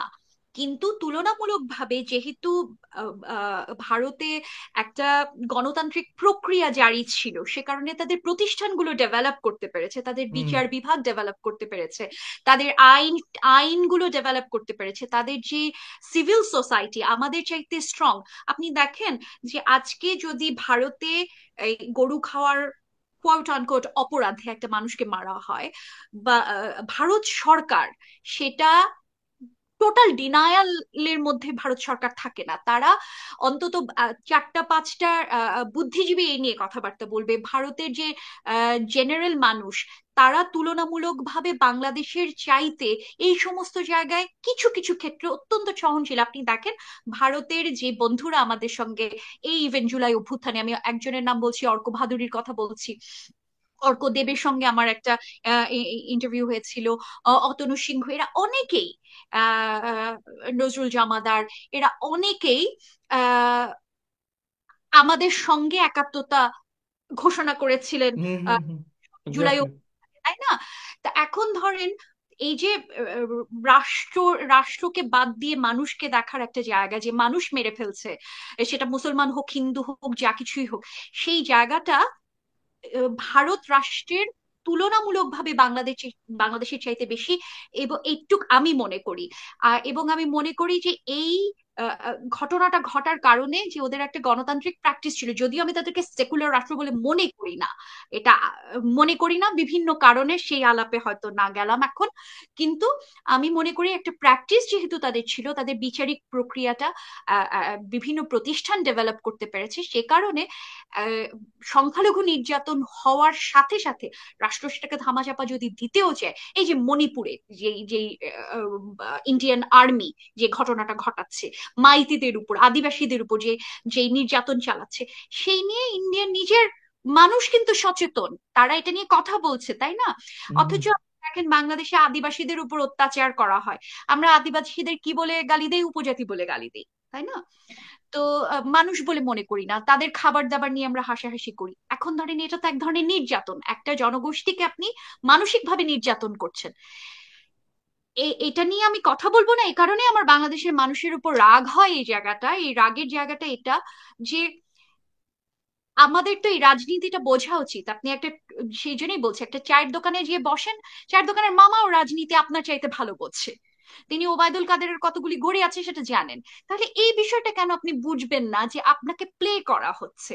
আপনি প্রতিবার ফাঁদে পা দিচ্ছেন, দিয়ে আরেকজনের রাজনীতিটা শক্ত করছেন। এটা হচ্ছে আমার রাগের জায়গা, যে ভাই তুমি না, কেন এটা করছো?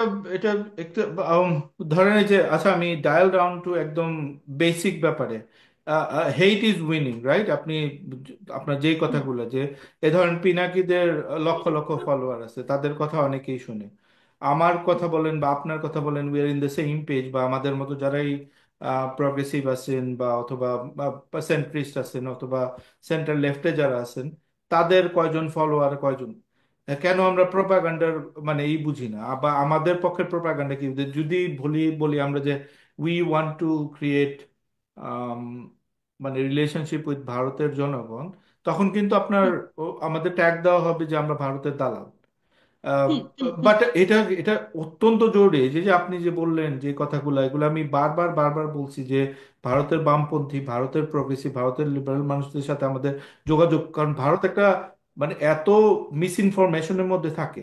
আপনি দেখেন আজকে পর্যন্ত বাংলাদেশের এই যে জুলাই আন্দোলনে 1500 মানুষ মারা গেল, একটা কথা একজন, ইভেন আপনি যে বরখা দত্তর মতো শোতে আপনি দেখবেন তারা একটা মানে এটা নিয়ে আহ করে না। 1500 মানুষের জীবন কি কোনো ফ্যাক্ট করে না, কোনো মানে একটা কথা কিন্তু তারা বলে না। ভারতের মণিপুর জ্বলে যেতেছে তাদের বিষয়ের উপরে, তারা এখানে বলে যে হিন্দুদের উপর পুরো ভারত একদম আপনার আগুন জ্বালিয়ে দিতেছে, যে বাংলাদেশে হিন্দুদের উপর জেনোসাইড হইতেছে, হুইচ ইজ 100% এক্সাজারেশন, কিছু অত্যাচার হইতেছে, বাট ওইটা জাস্ট একটা, ওটা কোনো জেনোসাইড লেভেলে না, কখনোই সেই লেভেলে সেটা হয়নি। অথচ মণিপুরে আপনার জ্বলতেছে আজকে 6 মাস হলো, মোদি একটা কথা বলে নাই সেটা নিয়ে। ওদের নিজেদের দেশে ওরা তো কন্ট্রোল করতে পারে না, কিন্তু আরেক দেশের ব্যাপারে তারা মানে আরেক দেশের সরকার বসাইতে। একটা ব্যাপার দেখেন, বাংলাদেশের সাথে আমি বলবো ভারতের ডিফারেন্স আছে। বাংলাদেশের মানুষ কখনো চায় না ভারতে একটা মুসলিম প্রধান বা বাংলাদেশ ফ্রেন্ডলি সরকার বসুক। এটা কিন্তু বাংলাদেশের ক্ষমতাও নাই, বাংলাদেশের হুম। চায় না। কিন্তু ইন্ডিয়া এটা সবসময় বসে আছে তাদের পছন্দ মতো সরকার। ইভেন আপনি দেখবেন যে লাস্ট ইলেকশনে ইন্ডিয়া থেকে এখানে এমপি পদ বেচা কেনা হয়েছে। হাউ কাম ইন্ডিয়ার অনুমতি না বাংলাদেশে এমপি ইলেকশন হয়? ঠিক আছে, তো ভারত এই লেভেলে পৌঁছে গেছে।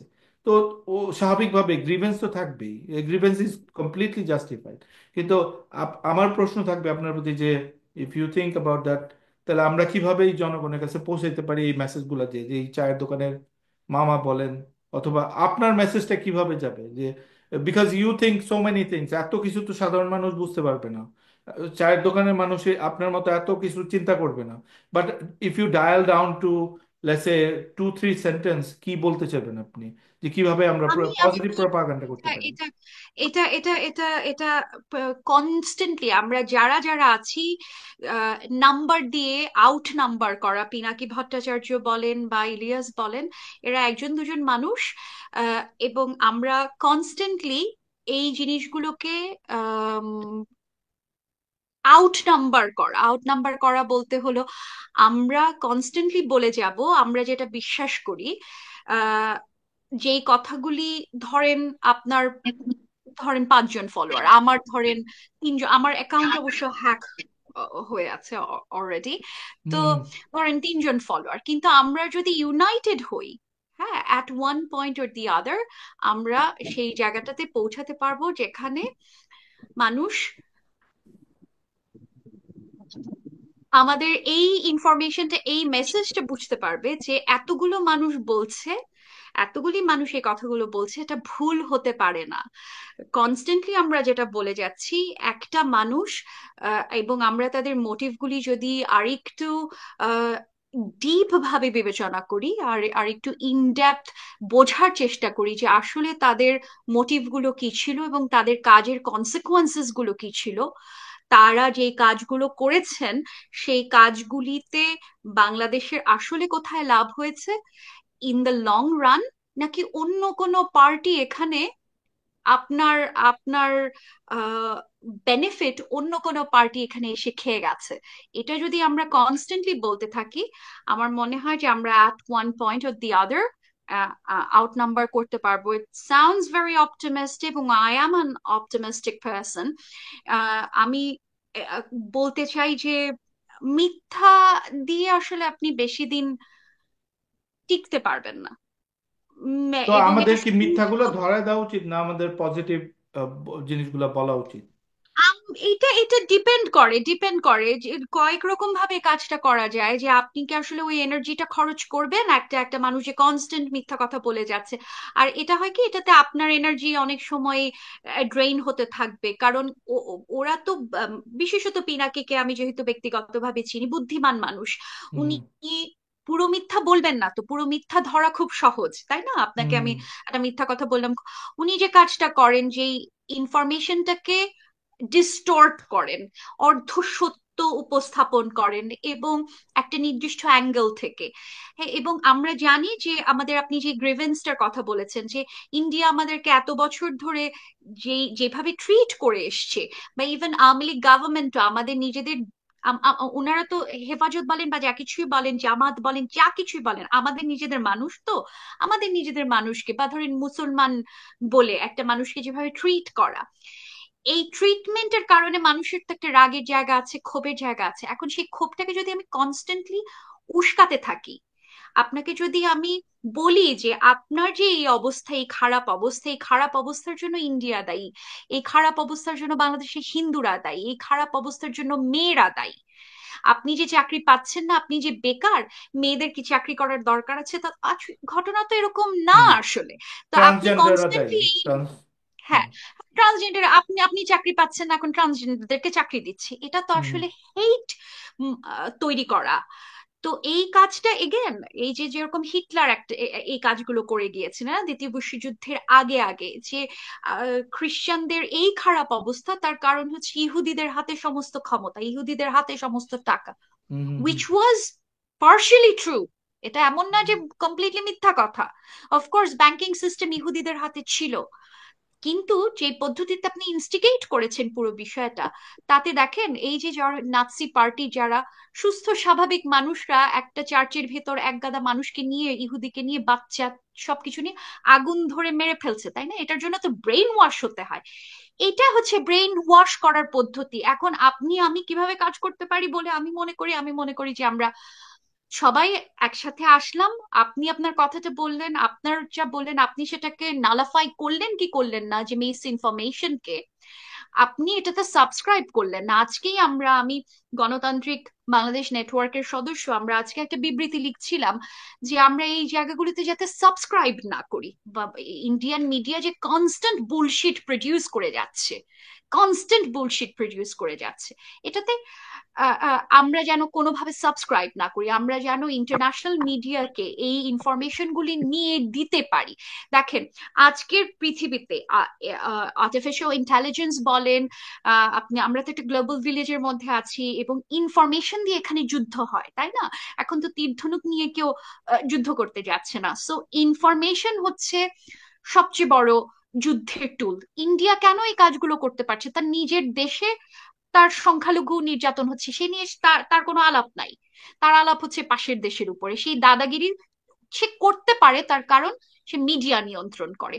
আমি এখন বলবো, বাংলাদেশে অন্তর্বর্তীকালীন সরকার আছেন, তারা যতদিন আছেন আছেন, এরপর যেই ক্ষমতায় আসুক, আমি বলবো যে মিডিয়ার উপর গুরুত্ব দেওয়ার জন্য। কারণ ইনফরমেশন দিয়ে আপনি আজকে যে যার হাতে ইনফরমেশন, সে রাজনীতি করে, একটু আমি বিশ্বাস করি। আপনি এখন পাওয়ার পলিটিক্স এর দিকে যান বা না যান, সেটা আপনার বিষয়। আপনি যদি মনে করেন, বা আমি যদি মনে করি যে আমরা কোনো কিছু করতে চাই, ইনফরমেশন যার হাতে আছে সেই কাজটা করতে পারবো। এবং পিনাকিরা এখন দেখেন, এটা তো ইনঅর্গানিকলি, কারণ তাদের পেছনে ব্যাকআপ আছে। একদিনে আপনি বুস্ট করায় 30,000 মানুষ থেকে 3 লক্ষ মানুষে আপনি এটা বুঝতেই পারবেন না, এটা ইনঅর্গানিক্যালি বুস্ট করা হচ্ছে। আমরা তো ইন্টারনেটে বসে ঘাস খাই না, তাই না? তো যেহেতু তাদের পেছনে ব্যাকআপ আছে, তো তারা এই কাজটা করেছেন যে মানুষকে এক জায়গায় মিস ইনফরমেশন দিয়েই হোক, যেভাবেই হোক, প্রোপাগান্ডা দিয়েই হোক, তারা এক জায়গায় করেছেন। এখন তাদের বিরুদ্ধে যুদ্ধ করার জন্য তাদের অস্ত্র আমাদেরকে ব্যবহার করতে হবে। হুম হুম আমাদের ইউনাইটেড হওয়া, আউট নাম্বার করা, এবং মিডিয়া নিয়ন্ত্রণ করা, এবং জি সেটা ভারতের মিডিয়ার ক্ষেত্রে। হ্যাঁ আচ্ছা পিনাকি ভট্টাচার্য আমাদের আমাদের চ্যানেলে আসছিলেন, আমরা দুইবার তাকে, দুই তিনবার তাকে ইন্টারভিউ নিছি। তো মানুষের, সাধারণ মানুষের অনেক ছিল, এবং আমাদের সাথে তার একটা লুজ কোয়ালিশন ছিল, যেহেতু আমরা we forget about what he said about এবং হিন্দুদের বিরুদ্ধে। এবং উনি আমাদের চ্যানেলে বলছেও যে I am a proud Hindu. এবং ওনার যে প্রগ্রেসিভ সাইডটা, যেটা আমরা জানি, যে আপনি বললেন যে বুদ্ধিমান মানুষ, পড়াশোনা করা মানুষ, এবং যে কারণে আমরা তাকে একসময় এলাই ভাবতাম, এবং হি ফল আউট অফ, উনি যেই রাস্তায় এখন যেতেছেন। তো জুলাই আন্দোলনের আগে তখন আমাদের একটাই গোল ছিল হাসিনাকে পতন করানো। তো তারপর এখন উনি পুরোপুরি ডিফারেন্ট ট্র্যাকে চলে গেছেন। আম, আহ, ওনাকে আমরা কিছুটা বুঝতে পারছি, কারণ দীর্ঘদিন ওনাকে চিনি, জানি, ওনার সাথে একসাথে আমরা অ্যাক্টিভিজম করছি, মাদ্রাসার ছাত্রদের যে বিরুদ্ধে যে ঘৃণা ছড়ানো, একসাথে আপনাকেও দেখছি আমরা, আপনি ওনার সাথে আপনার অ্যাক্টিভিজম করছেন। তো উনি যেই কাজগুলা করেন, ওনার সাইকিটা আমরা কিছুটা জানতে চাই যে ওয়াই। কারণ আমি দেখছি যে খুব ইজিলি উনি অ্যাজিটেটেড হয়ে, যেমন আমাদের গ্রুপে ছিল, উনি হঠাৎ করে রেগে গিয়ে বের হয়ে গেলেন। তারপর ধরেন মানুষকে গালাগালি করা, মানে নন মানুষকে। তারপর এই ধরনের কাণ্ডকীর্তি আমাদের সাথেই হয়েছে, ইভেন জুলাই আন্দোলনের মাঝামাঝি সময়। সাফায়েত, ওয়েলকাম। সো সাফায়েত আমাদের একটা হোস্ট, নাদিয়া, সাফায়েত। সো উনি যে কাজগুলো করতেছেন, মানে এগুলার পিছনে মানে আমরা করতে পারি না যে, কিন্তু আপনি যেটা বললেন যে ওনার পিছনে ব্যাকিং আছে, তারপর এই যে ব্যাপারগুলো আছে সেগুলো তো কিছুটা কনস্পিরেসি লেভেলে চলে যায়। কারণ পার্সোনালি আমরা যখন মিশি বা আমরা উত্থান থেকে আমরা জাস্ট একটা ফেসবুকার হিসেবে আসছেন। সালাম হয়ে গেছে, আই এম ড্রাইভিং। হ্যাঁ, হ্যাঁ। উনি, ওনার উত্থান হয়েছে তো আহ, উনি ওনার এই ধরনের এই যে জাম্প করা, একবার প্রগতিশীল হওয়া, আরেকবার ঠিক বিপ্লব করা, আরেকবার কমিউনিস্ট হওয়া। তারপর আপনার লেখাতে আমরা দেখলাম যে উনি প্রতিশোধ নিতে চায় বাংলাদেশের যে তার বিরুদ্ধে যারা করছেন। একবার উপদেষ্টা হতে চায়, একবার বলে যে আমি উপদেষ্টা হব না, একবার বলে যে আমি আহ, আমার শোতে, আমাদের শোতে উনি আসে বলছে যে আমি বাংলাদেশ যাব না, কারণ আমার এখানে ইমিগ্রেশন দরকার। এই ধরনের মানে বিভিন্ন ধরনের তথ্য। তা আপনি কিভাবে, যেহেতু আপনার সাথে একটা ভালো রিলেশন ছিল ওনার, আপনি কিভাবে এটা দেখবেন? আমি একটু অ্যাড করে দেই এটার হ্যাঁ। সাথে। নাদিয়া, আমরা যখন আমাদের যত পিয়ার্স আছে সোশ্যাল মিডিয়া, তাদেরকে যখন বলছি যে আপনি আসবেন আমাদের সাথে কথা বলতে, তারা এই দুইটা জিনিস নিয়ে স্পেসিফিক দুইটা কোয়েশ্চেন বেশিরভাগ মানুষই জিজ্ঞেস করছে যে এটা আপনাকে আস্ক করার জন্য। একটা ছিল যে আপনি, আপনার একটা সোশ্যাল মিডিয়া পোস্ট আছে খুবই জনপ্রিয়, যে পোস্টের মধ্যে আপনি ওনাকে একটা দেশের গোয়েন্দা সংস্থার লোক বলে দাবি করছেন, এই একটা কোয়েশ্চেন। এটা সবাই জানতে চায় যে আপনি যেটা করছেন, আপনার নিজের মুখ থেকে শুনতে চায়, what you wrote, they still want you to reiterate এটা আবার। এটা নিয়ে একটু কথা বলতে চাই যে আপনি কোন কোন লজিক মিলে এই জায়গায় এসে পৌঁছেছেন, এবং মির্জা ভাই যেগুলো জিজ্ঞেস করলো। Thank you. নিশ্চয়ই। আমি একটা একটা করে উত্তর দিই। মির্জার প্রশ্নের উত্তরটা আগে দিই। এখন আপনি যতটাই কনস্পিরেসি থিওরি বলেন, বা হয়তো ভাববেন যে এখানে আমার নিজের এজেন্ডা আছে, হয়তো আমার নিজের রাগের জায়গা আছে, আমার কোনো ব্যক্তিগত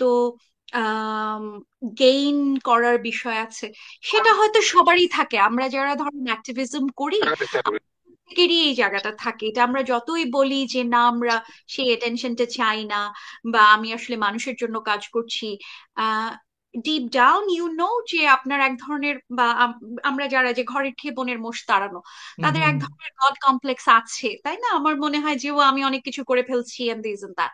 হুম। না, আমার আমার ক্ষেত্রে পিনাকির বিরুদ্ধে এই আলাপটা দেওয়ার পেছনে আহ, তেমন কোনো উদ্দেশ্য তেমন কোনো উদ্দেশ্য ছিল না, বলবো না। লেট মি রিফ্রেজ মাই সেন্টেন্স। উদ্দেশ্য ছিল, বা এখনো আছে, কিন্তু সেটা কোনো পার্সোনাল ভেঞ্জেন্সের জায়গা না।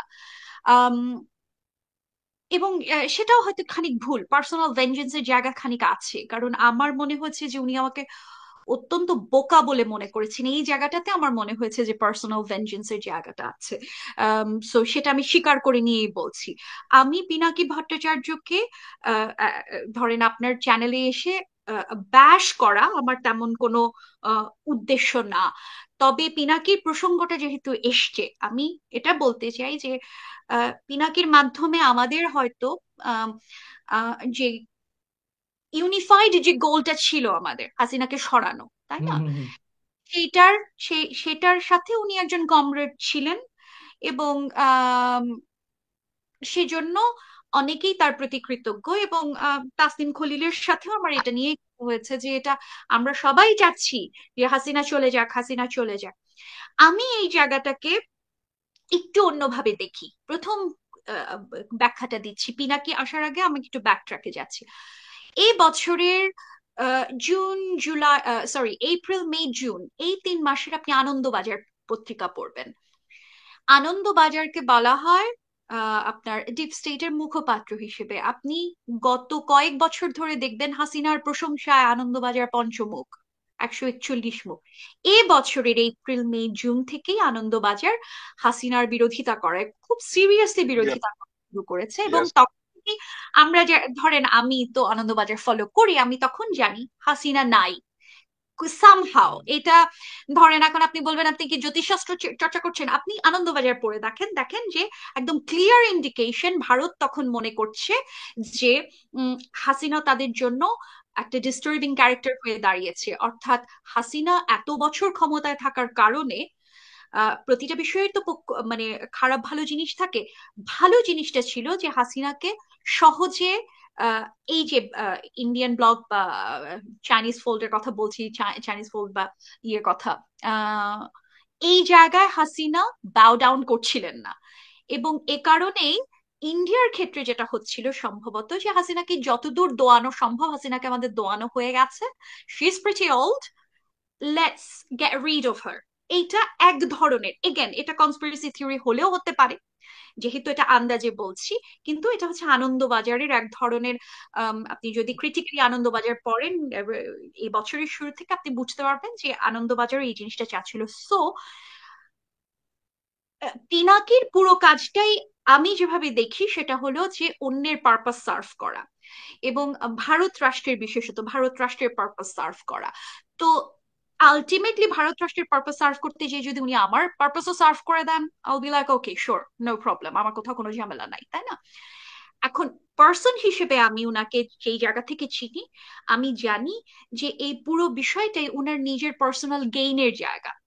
একটা মানুষ, যে মানুষটা দেশের জন্য রাজনীতি করছেন, বা তিনি এত জনপ্রিয়, আহ, তিনি বাংলাদেশ স্বাধীন হয়ে যাওয়ার পরে তার পিএইচডি কমপ্লিট করতে হবে, ফ্রান্সের ইয়ে নিতে হবে, ইমিগ্রেশন নিতে হবে, কি কারণে? তাহলে তাহলে আপনার রাজনীতির উদ্দেশ্য কি? আপনি কি ফ্রান্সে যাওয়ার জন্য তাহলে রাজনীতি করেছেন? আমার ক্ষেত্রে আমি যেরকম বলতে পারি, আমি, আমার জন্মই বিদেশে, আমার আমার বাবা মা, ভাই বোন, বোন নাই, তো আমি এখানেই ছিলাম, আমি বাংলাদেশে গেছি আসছি, এবং আমার আমার রাজনীতি আর পিনাকির রাজনীতি একই রকম না। পিনাকি যে লাইনে রাজনীতি করেন, সেটাকে আমি একান্তভাবেই মনে করি যে নিজের পার্সোনাল গেইন ছাড়া উনি, এবং অন্য একটা রাষ্ট্রের পারপাস সার্ভ করা ছাড়া উনার আর অন্য কোনো কাজ নাই। এক, 2 নাম্বার জিনিস হচ্ছে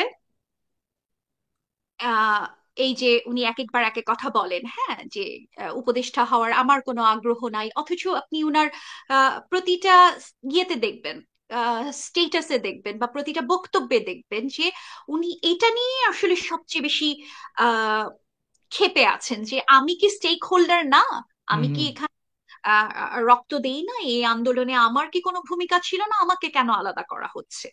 তো ওনাকে কেন আলাদা করা হচ্ছে, সেটা তো আসলে আপনি উনার কার্যক্রম দেখলেই বুঝতে পারবেন, কেন ওনাকে এখন পর্যন্ত বাংলাদেশে কোনো কোনো রকম উপদেষ্টার পদ দেয়া হয়নি।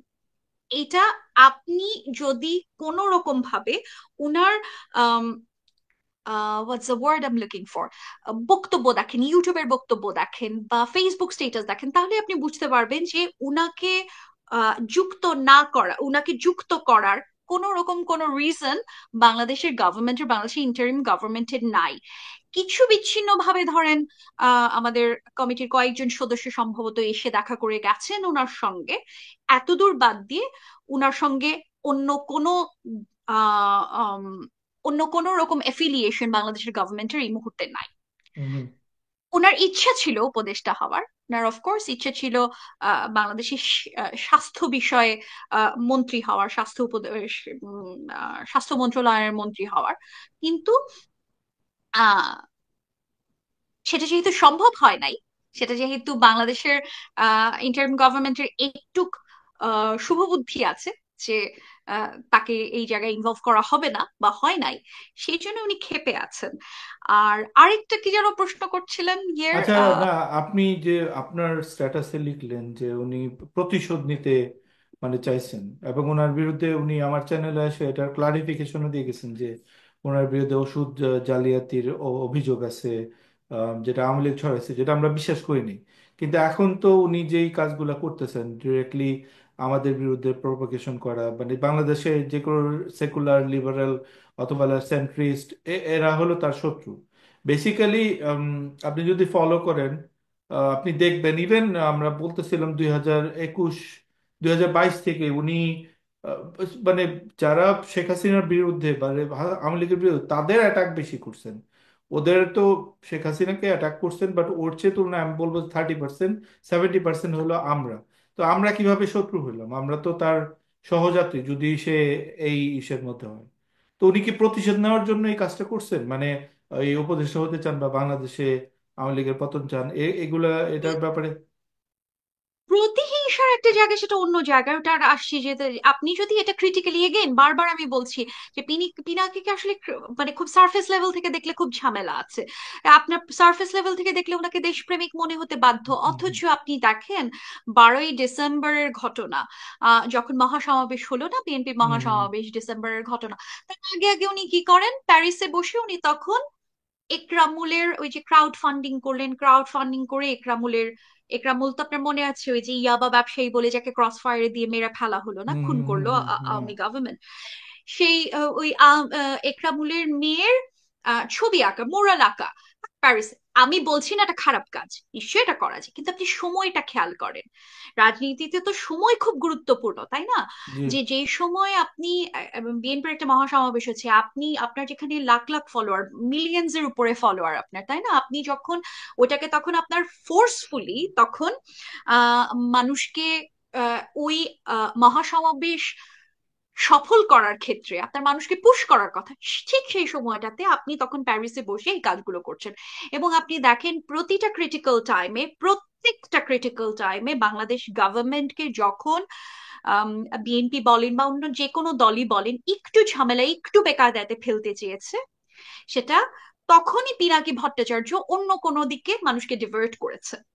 অথচ আপনি জানেনই বাংলাদেশে যে ধরেন হেফাজতের একটা বড় অংশ তো পিনাকিকে ফলো করে, কওমি মাদ্রাসার একটা হুম বড় হুম অংশ পিনাকিকে ফলো করে। আপনি বলেন বাংলাদেশে কওমি মাদ্রাসার সংখ্যা কত, ছেলেদের সংখ্যা কত, তাদেরকে বললে গণভবন উড়ে চলে যাবে। তারা যদি যে ঘেরাও করতো বঙ্গভবন, উড়ে গণভবন উড়ে চলে যেত। সে কাজটা উনি কিন্তু করেন নাই। কখনোই উনি কাজটা করেন না। এবং ওনার যেই কাজগুলো ছিল, যখন ডাক দেওয়ার কথা, আপনি যখন রাজনীতি করছেন এবং সক্রিয় রাজনীতি করছেন, আপনি তো আমার মতো রাজনীতি করেন না, আপনি সক্রিয় রাজনীতি করছেন, তখন আপনার যখন মানুষকে ইউনাইট করার কথা, আপনার যখন বলার কথা যে বিএনপির মহাসমাবেশ হচ্ছে, গো জয়েন দ্যাট ক্রাউড, আপনি সেই কাজটা বাদ দিয়ে আপনি তখন তখন প্যারিসে বসে বোদলেয়ারের কবিতার ব্যাখ্যা দিচ্ছেন, মোনালিসার হাসির রহস্য ব্যাখ্যা করছেন। এইটা কেউ খেয়াল করে না, যারা খেয়াল করে তারা জানে যে না না, কখনোই আপনি জুলাই আন্দোলনও কিন্তু উনি বলছে ভারতের বয়কট আন্দোলন ঢাকার একটা চক্রান্ত, মানে ভারতীয় ষড়যন্ত্র। এই যে জুলাই আন্দোলন, বৈষম্য বিরোধী ছাত্ররা যেটা করছে, উনি কিন্তু ছাত্র আন্দোলন শুরু করেন 18 জুলাইয়ের আগে। ইভেন যখন আপনার ওই যে আবু সাইদ মারা গেল তখনও তার কোনো মানে ইনভলভমেন্ট নাই, তারপর উনি আমাদের সাথে জয়েন করছেন এসব। তো এবং এই এটাও কিন্তু একটা জয়েন্টটা দেখার হচ্ছে ব্যাপার। এবং এই জয়েন্টটা হয়েছে তখন যখন আপনার এখান থেকে, এটা এখানে আমার আমার স্পেকুলেশন এটা, যে যখন এটা ডিপ স্টেট থেকে যখন গ্রিন সিগন্যাল আসছে, এবং ডিপ স্টেটে গ্রিন সিগন্যাল আসারই কথা, কারণ আমি বলছি হুম যে আনন্দবাজারের আপনি ব্যাকট্রাকে যে ফেরত যান, যে দেখেন যে হাসিনা থেকে আমাদের আর নেয়ার কোনো কিছু নাই, হাসিনার যা দেয়ার ছিল দেয়া হয়ে গেছে, let's get rid of her. তখন অফকোর্স আম, পিনাকি ভট্টাচার্য আমাদের সাথে আন্দোলনে এক জায়গায় এসছেন, সেটাতে আমাদের ধরেন লাভই হয়েছে, ফাইন, কোথাও কোনো ঝামেলা নাই, কিন্তু উনার এটা উদ্দেশ্য ছিল না। এবং এগেন আপনি যদি রিএনালাইজ করতে থাকেন, ক্রমাগত উনার কাজগুলো রিএনালাইজ করতে থাকেন, দেখেন যে হাসিনাকে ফেলার জন্য আপনার আজকের দরকার ছিল না, মানে 2024-এর জুলাই আন্দোলন, জুলাই গণ অভ্যুত্থানের দরকার ছিল না, এর আগে আরো বেশ অনেকবার। আপনি 2019-এ খেয়াল করেন, 2018-19-এ যে সময় আপনার ছাত্র আন্দোলন হচ্ছে, নিরাপদ সড়ক চাই আন্দোলন হচ্ছে, নিরাপদ সড়ক চাই আন্দোলন, এই সময় একটা খুব ক্রিটিক্যাল সময় ছিল যে হাসিনাকে টু সাম এক্সটেন্ট টপল করার, তাই না? এখন উনি কোন কোন সময় সেই জায়গাগুলি ইউজ করে নাই, কখনোই উনার ক্রাউডকে ইউজ করে নাই। Let's get United. উনি যে কাজটা করেছেন, ইলিয়াসরাও এই কাজটা কন্টিনিউয়াসলি করেছেন হিন্দুদের বিরুদ্ধে। হিন্দুরা আমাদের দেশের শত্রু, কাঁঠাল রানী, এই সেই হাবি জাবি, এবং মানে এক গাদা মক্কারি, এবং এক গাদা ধরেন খুবই মিথ্যা। ব্যাড টেস্টিং, খুবই ব্যাড টেস্টিং কিছু জিনিসপত্র দিয়ে, ইটস ভেরি ক্যাচি, এটা শুনতে খুব সুন্দর শোনা যায়, ইটস থিয়েট্রিক্যাল, হাইলি থিয়েট্রিক্যাল। এই সমস্ত জিনিসপত্র করে উনি একটা ধরেন ক্রাউডকে এক জায়গায় করে, এবং ক্রাউড মনে করছে মাই গুডনেস, এর মতো দেশপ্রেমিক বাংলাদেশে এর আগে জন্মায় নাই, হুম হুম মাই গুডনেস বাংলাদেশে নতুন খলিফা চলে এসছে। কিন্তু ক্রিটিক্যালি, আপনার ক্রিটিক্যালি কেউ দেখে না। আহ রাশেদ সম্ভবত কিছু একটা বলতে চাচ্ছিলেন। হ্যাঁ হ্যাঁ, রাশিদ বলছি। আচ্ছা, আমরা শেষ করব করার আগে আমার দুইটা কোয়েশ্চেন আছে। একটা কোয়েশ্চেন আপনার এরকম যে, যেহেতু আপনার সাথে আমি আমি আমি অ্যালাইন, যে আপনি যেটা বলছেন যে ওই আনন্দবাজার যেহেতু ডিপ স্টেট কে রিফ্লেক্ট করে, আনন্দবাজারের এই আচরণগুলো আমি এপ্রিল মাসে খেয়াল করেছি। সো ইন্ডিয়া এই মুহূর্তে যা করছে, এইটাকে কি দুইটা পয়েন্ট হিসেবে ধরা যায়? একটা তো বিজেপির ইন্টারনাল পলিটিক্স, এই পুরা জিনিসটা তাদের ভোটারদের দিকে টার্গেট করে। দ্বিতীয় অংশটা কি ধরা যায় যে এটা আসলে ইন্ডিয়া বাংলাদেশের সাথে নতুন কারোর সাথে তাকে তো নেগোশিয়েট করতে হবে সমস্ত টার্মস এন্ড কন্ডিশন, এই নেগোসিয়েশনের টুল হিসেবে ইউজ করতে যাচ্ছে? এটা হলো প্রথম কোয়েশ্চেন। দ্বিতীয় কোয়েশ্চেন, যেটা আমরা যখন অনেককে জিজ্ঞেস করছি আপনি আসবেন আমাদের সাথে কথা বলতে, এটা অনেক মানুষ আমাদেরকে বলছে, এবং trust me when I say this, আমরা এখন পর্যন্ত অনেকের সাথে কথা বলছি, you you are one of the very well spoken person. আমরা কিন্তু এনজয় করতেছি আপনার সাথে কথা বলা। এই জিনিসটা মাথায় রেখে এই কোয়েশ্চেনটা আমি আপনাকে করতেছি। আপনাকে যখন অযৌক্তিক ভাবে সোশ্যাল মিডিয়াতে আক্রমণ করা হয়, হুম, এবং আপনি অত্যন্ত, সেটা মজা করি বলে, আপনি অত্যন্ত নৃশংসভাবে এটা রিপ্লাই ব্যাক করেন, উই এনজয় ইট থরলি। কিন্তু আমার প্রশ্ন হলো, you have such a nice voice, like আপনি আন্ডারস্ট্যান্ড করেন পুরা scenario, you are well read. আপনি এই ধরনের অ্যাটাক গুলোর ইগনোর না করে এদেরকে পাল্টা অ্যাটাক করার কারণে যারা আপনার ডেপতে এসে আপনার কথাগুলো বোঝার মতো সুযোগ যাদের হয় না, তারা তারা কি ওই ওই নৃশংস আক্রমণগুলো আপনি যে ব্যাক করতেছেন, সেটা দেখার পর তাদের মধ্যে একটা ব্যারিয়ার তৈরি হয়ে যায় না? তারা কি ওই জিনিসটা ক্রস করে আপনি যে আসল কথাগুলি বলতে যাচ্ছেন, you are a very important voice, আমি প্রথম দিন আপনার সাথে কথা বলার সময় বলছি, তারা তো ওই জায়গাটা পৌঁছতে পারে না। এইটা আপনি কেন করেন? এটা আপনার নিজের পায়ে গুলি করার মতো না অনেকটা? দুইটা question. Thank you. Thank you. এখানে আমি নিজেকে যদিও একদমই ইম্পর্টেন্ট কোনো মানুষ বলে মনে করি না, আমি নিজেকে একজন খুব সাধারণ ছোট একজন লেখক, এবং কিছু কিছু সময় আমি নারীবাদ নিয়ে কথাবার্তা বলি। তো এখানে এই যে বিষয়টা, যেটা আমি আহ, গতকালকে আসলে ফরাদ মজারকে বলছিলাম, যে কয়েকটা বিষয়, মেয়ে হিসেবে আমাদের যে এক্সপিরিয়েন্স এবং ছেলে হিসেবে আপনাদের যে এক্সপিরিয়েন্স, এটা আপনি স্বীকার করেন বা না করেন, হ্যাঁ হ্যাঁ, বাংলাদেশের 100%। পরিপ্রেক্ষিতে এই জায়গাটা একটু ডিফারেন্ট। একটু না, ধরেন অনেক।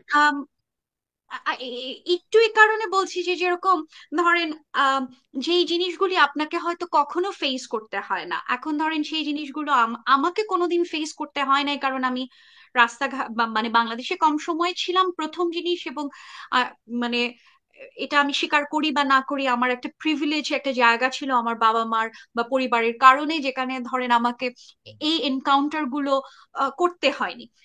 ফেসবুকে যখন আসি, যখন ধরেন আমার লেটস সে আমার সেক্সুয়াল প্রেফারেন্সের জন্য, বা লেটস সে আমার আমার বিশ্বাস বা অবিশ্বাসের প্রেফারেন্সের জন্য, আপনি যখন একজন মানুষকে প্রথমে গালি দিচ্ছেন বেশ্যা বলে, প্রথমে একজনকে গালি দিচ্ছেন ধরেন খানকি মাগি, এবং আমি কোনো সেন্সর না, আপনার যদি সেন্সর করতে হয় ব্লিপি আউট প্লিজ। নো তো নো সেন্সর। এইসব বলে, হ্যাঁ, এগুলো বলে যখন গালি দিচ্ছেন, তখন আসলে এই যে আপনার সঙ্গে আমার যে একটা জায়গায় লেভেল প্লেইং ফিল্ডে এসে আপনার সাথে আমি কথা বলবো, ওই ধৈর্য অনেক সময় থাকে না, এবং it gets tiring at one point, যে ভাই আর কত। আপনি একটা একটা বিষয় নিয়ে কথা বলছেন, প্রথমেই টাক খাচ্ছেন ওই জামাতি, হ্যাঁ ও সেকুলার, ও শাহবাগী। আমি 2013 থেকে শাহবাগ, যখন কেউ করে নাই শাহবাগের বিরোধিতা, আমার বন্ধু বান্ধবরা থেকে শুরু করে, বা যারা যাদেরকে আমরা বলি যে যাদের অন্তত এতদূর ফ্যাকাল্টি আছে, চিন্তা করার ফ্যাকাল্টি আছে, তারা প্রত্যেককে শাহবাগের, এবং নাথিং রং উইথ ইট, কেউ তো এটা খারাপ কিছু চাচ্ছিল না। আমরা যুদ্ধপরাধীদের আহ সর্বোচ্চ শাস্তি দাবি করি, এটা সচেতন একটা মানুষ সেটা দাবি করবেন, তাই তো? যারা বাংলাদেশের স্বাধীনতায় বিশ্বাস করেন তার প্রত্যেকে এটা দাবি করবেন। সেই সময় থেকে আমি শাহবাগের বিরোধিতা করে আসছি, শাপলার ঘটনা আমি প্রতিবাদ করে এসেছি। আমার যেই যেই জায়গায় আপনি লেখা দেখবেন, আমার অ্যাকাউন্ট তো এই প্রথম হ্যাকড না, 3-4 বার এর আগে অ্যাকাউন্ট ব্যান ফ্যান হাবি যাবে এক গাদা জিনিসপত্র খেয়ে ফেলছে।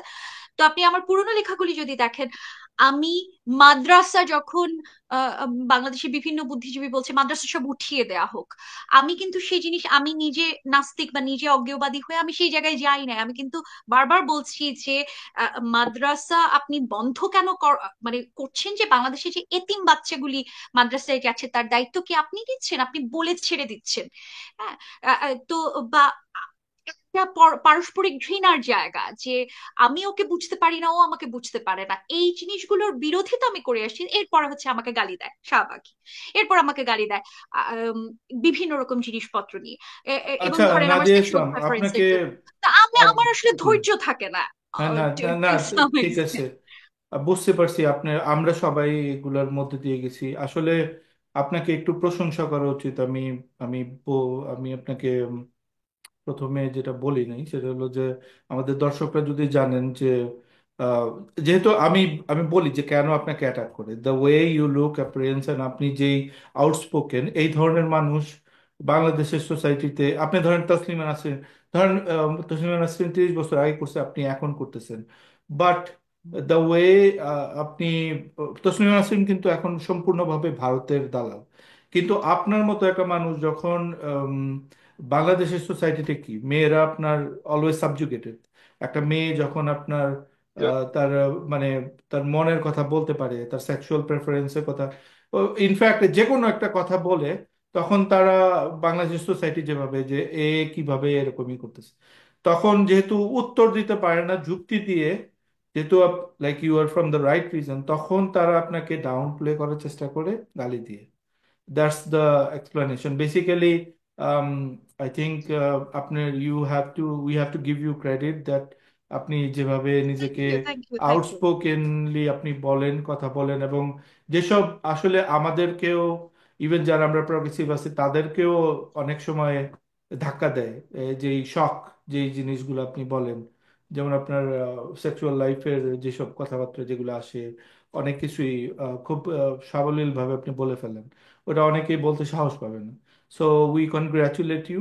অ্যান্ড দেন যেটা হলো যে um, কিন্তু আপনার এখানে এখানে আমি একটা কথা মির্জা, আমি এখানে একটা কথা বলতে চাই। আমি বলি না কখনো যে আমি যে কাজটা করছি সেটাই সঠিক কাজ, বা হ্যাঁ, আমার কথাটাই লাস্ট কথা। আমি যেই যেই জিনিসটা বলতে চাই যে অফকোর্স এটা নিয়ে এক ধরনের আলাপ আলোচনা থাকবে, আপনি আমাকে বলতেই পারেন যে this is not the right way.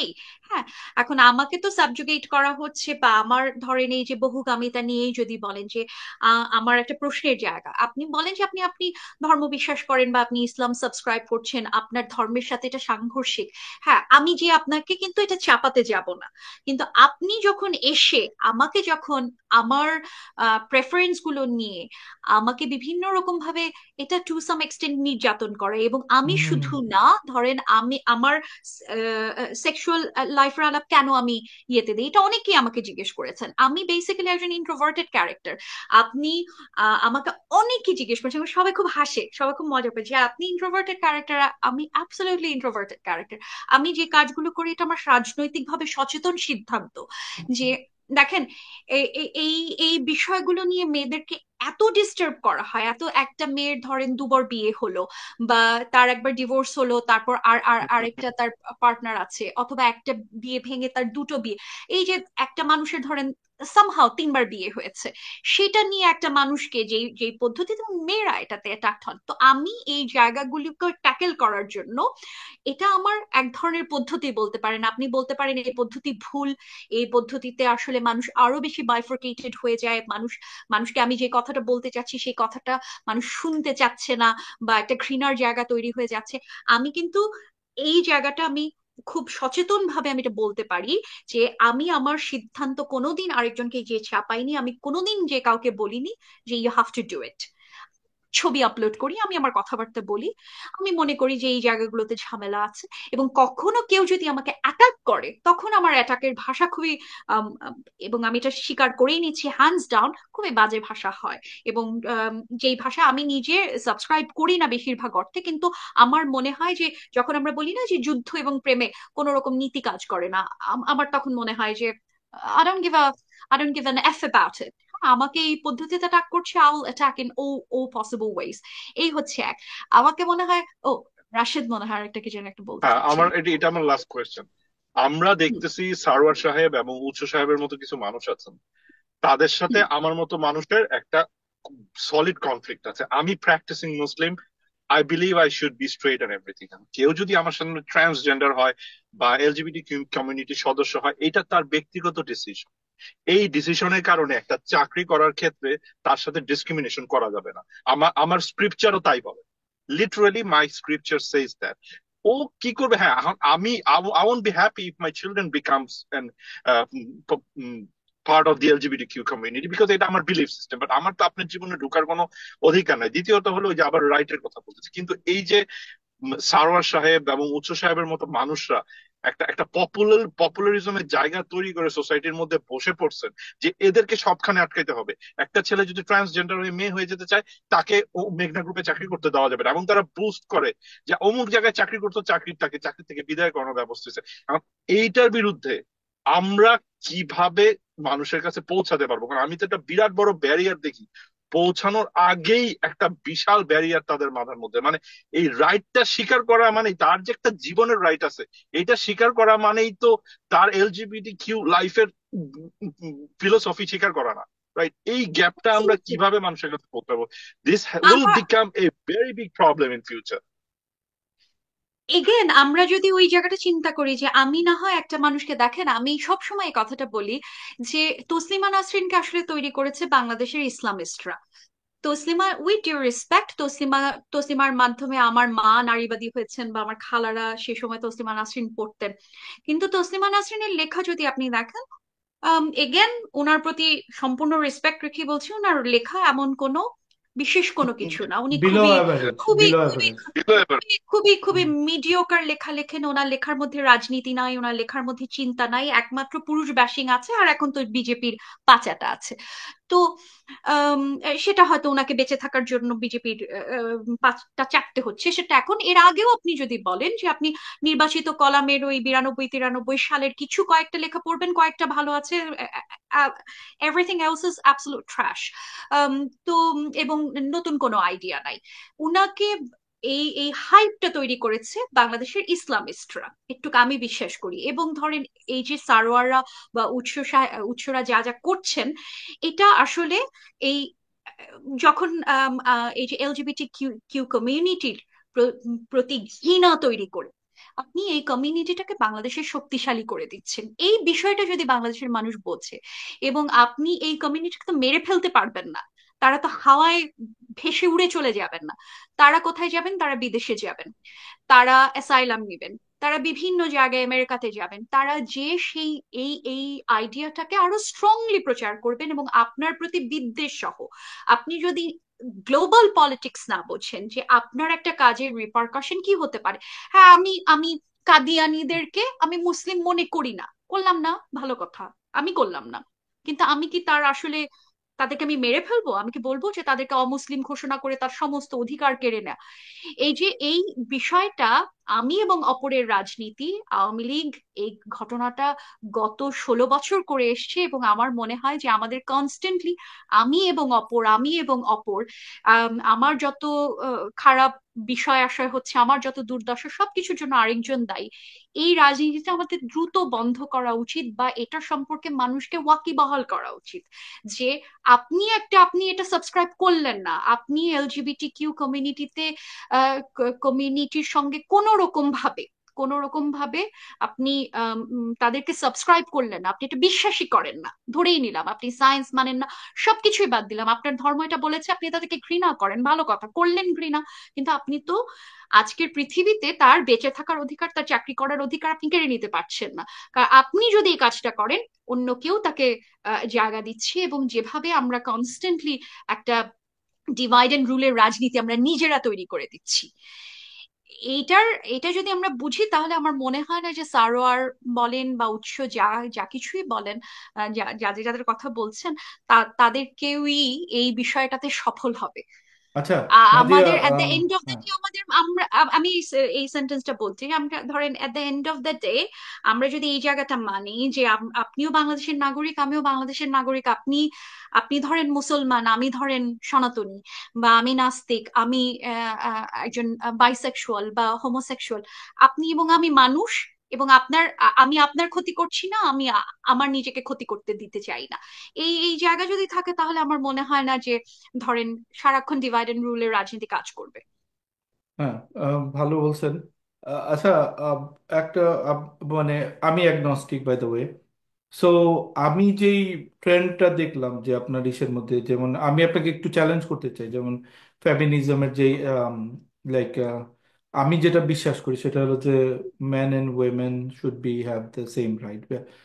আমি একটা কনজারভেটিভ ফ্যামিলিতে বড় হয়েছি, কট্টর মুসলিম ফ্যামিলিতে, এবং আপনার আম, মানে ওই সময় ওটা ডিফারেন্ট ছিল, ঠিক আছে, আমাদের ধর্মে যেটা শেখায়।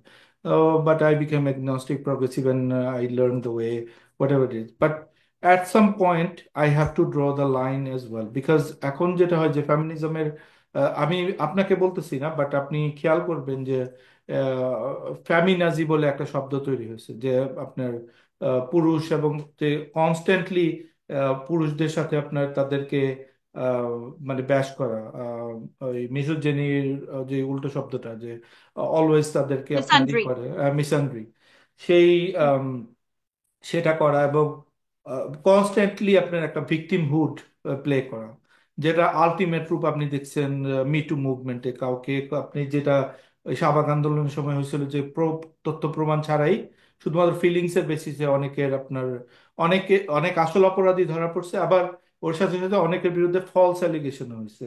এবং এটা শুধু সাপোর্ট করছে যারা ধরেন এলিট ক্লাস, যারা আপনার অনেক যাদের অনেক টাকা পয়সা আছে বা ভালো মানে পজিশনে আছে, সেই সমস্ত নারীদের। মার্জিনালাইজ নারীরা কিন্তু সেই সুবিধাটা পায়নি। এবং এবং আপনি দেখবেন যে একটা ওক যেই মানে ইসের ব্যাপারটা, সেটা আসলে ডাই ডাউন হইতেছে আপনার রিসেন্ট ট্রেন্ডে আপনি দেখবেন।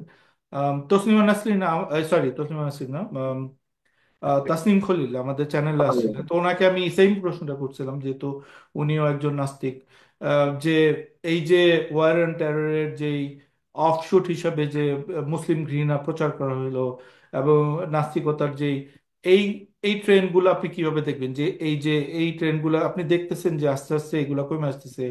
আম, ও যে ওক যে মব, এদের বিরুদ্ধে আপনার ট্রাম্পকে ইলেক্ট করতেছে এগেইন, একবার ট্রাম্পের রাজত্ব দেখার পরেও আমেরিকার জনগণ যেটা মানে আমেরিকাকে এত সভ্য এবং লিবারেল মানে ধরা হয়, যে তাদের এতই, কিন্তু তারা ফেল করলো। তারা তারা একটা দুইবার তারা মেয়ে প্রেসিডেন্ট নির্বাচিত করতে ফেল করলো। এই ট্রেন্ডগুলোকে আপনি কিভাবে দেখবেন? এটা কি আপনাদের আপনাদের আপনি যেই ব্র্যান্ডের ফ্যামিনিস্ট, কিছুটা প্রভোকেশন হতে পারে, অথবা আপনি যে অ্যাগনস্টিক নাস্তিক যেই পরিচয়ে আপনি থাকেন, সেগুলা কি আপনি দেখবেন না যে এগুলো আসলে মানে চ্যালেঞ্জ হইতেছে আস্তে আস্তে, আম, মানে একটা করে বলি। এক্সট্রিম? প্রথম হ্যাঁ। জিনিস হচ্ছে, প্রথম জিনিস হচ্ছে আমেরিকার ইয়ে থেকে ওই ওই জায়গাটা একটু এড্রেস করে যাই। ডোনাল্ড ট্রাম্পের এগেনস্টে আমি আসলে হিলারি বা কামালা হ্যারিসকে কখনো দেখি নাই। আমি এটা মনে করেছি আমেরিকার মানুষ কি চায়, তাই না? এটা একটা নারী নারী ভার্সেস পুরুষের জায়গা আমি দেখি নাই। আর আপনি বললেন যে আমেরিকাকে খুব লিবারেল একটা জায়গা বলে ধরা হয়। আমেরিকার সাথে বাংলাদেশের মানুষের আসলে তেমন কোনো পার্থক্য নাই, চামড়ার গায়ের আহ, আম, রং বাদে, গায়ের রং বাদে, কিছুটা কিছুটা শিক্ষার জায়গা বাদে, আমি আসলে বাংলাদেশের মানুষের সাথে আমেরিকার মানুষের এরকম কোনো পার্থক্য দেখি না। এবং দেখেন যে আমেরিকার রাষ্ট্র খুবই, এগেন, হেভিলি বাইফোর্কেটেড হয়েছিল, তাই না? এই ইয়ের আগে, হ্যারিস আসার আগের থেকেই, যে একদম কমপ্লিটলি আপনার কিছু নর্দার্ন এন্ড সাউদার্ন স্টেটস গুলোর মধ্যে বিশাল ঝামেলা চলছিল আপনার লেজিসলেশন গুলো নিয়ে বা অ্যাবর্শন রাইট নিয়ে, ইত্যাদি হুম ইত্যাদি। হুম। সুতরাং আমি আমেরিকা মানেই যে লিবারেল মানুষ, এটা আমি মানতে রাজি না। আর লিবারেল শব্দটা আমি আসলে খুব কেয়ারফুলি ইউজ করতে চাই। ধরেন পলিটিক্যাল লিবারেল এক জিনিস, আর ধরেন আমরা ডে টু ডে লাইফে যে লিবারেল, সেই জায়গাটা যে আমরা, এই লিবারেল বলতে হচ্ছে নন কনজারভেটিভ। আমরা ধরেন লিবারেল ডেমোক্রেসি একটা পলিটিক্যাল জায়গা, আর হলো আপনার আমরা একটা নন কনজারভেটিভ মানুষ। আমি মনে করি যে এই কনজারভেটিভ মানুষ সারা পৃথিবীতেই আছেন, শুধু আমেরিকা, শুধু বাংলাদেশে না, শুধু ভারতে না, আমেরিকাতেও আছেন। সুতরাং এটা, এই জায়গাটা আমি নারীর নারীবাদের জায়গা থেকে আমি কামালার বিরুদ্ধে, কামালার এগেনস্টে ডোনাল্ড ট্রাম্পের যে জয়, সেটাকে আমি নারীবাদের জায়গা থেকে দেখি না। সেটা যদি দেখি, দেখেন আমাদের এখানে শেখ হাসিনাও তো গত 16 বছর রাজত্ব করে গেছেন, সেটাকেও তাহলে নারীবাদের জয় হিসেবে দেখতে হয়, যেটা অ্যাবসলিউটলি একটা ভুল জায়গা। না, নারী, শেখ হাসিনা পুরুষতান্ত্রিক ছিল পুরোপুরি। মানে হ্যাঁ, 100%, 100%, 100%। হ্যান্ডস ডাউন, হ্যান্ডস ডাউন উনি হুম হুম। পুরুষতান্ত্রিক ছিলেন। আমি পুরুষতান্ত্রিক শব্দটা ব্যবহার করতে চাই না। এখানে আমার নিজের একটা শব্দ আছে যেটা আমি বলি হচ্ছে লৈঙ্গিক আধিপত্যবাদী। তো উনি লৈঙ্গিক হুম। আধিপত্যবাদী একজন মানুষ ছিলেন, সে বিষয়ে সাফায়েত কিছু বলতে সাফাত, চাইছেন না? হ্যাঁ। সাফাত কিছু বলবেন? আচ্ছা, সরি, আমি আগে একটু আমি দুঃখিত সবার কাছে যে আমি আসতে দেরি হয়েছে, কারণ as you can see I am still driving. আমার বাচ্চারা পেছনে বসে, আমি ওদেরকে সানডে স্কুল থেকে পিক করতে গিয়েছিলাম। তো এখানে আমি I would like to add, আমি অলমোস্ট নাদিয়া যেটা বলছিলেন ওটার সাথেই আমি করবো যে মানে পুরুষতান্ত্রিক বললেই কথাটা না, আপনি মানে জিনিসটা হচ্ছে আপনি পুরুষকে ভিলেন বানিয়ে ফেলছেন। হ্যাঁ, এখানে তো ব্যাপারটা সেটা না। এটা হচ্ছে গিয়ে আপনি আধিপত্যটা যে কোনো ফর্মেই হতে পারে। এবং নাদিয়া যেটা বলছিলেন যে আহ, এখানে হিলারির পরাজয়, ট্রাম্পের এগেনস্টে হিলারির পরাজয়, অথবা কি বলে কামালা হ্যারিসের পরাজয়টাকে নারীবাদের পরাজয় হিসেবে, এটা কিন্তু এই অ্যানালজিটা আমার মনে হয় এই ক্ষেত্রে। কারণ এই একই জিনিস আমার আই স্টিল রিমেম্বার যখন এটা লাস্ট 2020-তে যখন পিট বুটেজেজ যখন দাঁড়াইলো ইয়াতে প্রাইমারিতে, যখন ডেমোক্রেটিক প্রাইমারিতে, and he was trying to portray himself যে হ্যাঁ আমি খুব হ্যাঁ, ও বা উনিও আমাকে তোমরা হচ্ছে দিয়েছিল। কি এই জন্য হ্যাঁ, এই জন্য তোমরা হচ্ছে কি। এবং দেন আমি দেখলাম তার এগেনস্টে যারা যারা ক্যাম্পেইন করছিল, মানে ডেমোক্রেট বা পিট বুটিজেজের against এ, তারাই বলছিল যে সো হোয়াট ইউর গে। আমি নট, আমি তো তুমি গে দেখে তোমাকে ভোট দিব না, আমি দেখবো তোমার পলিসি কি।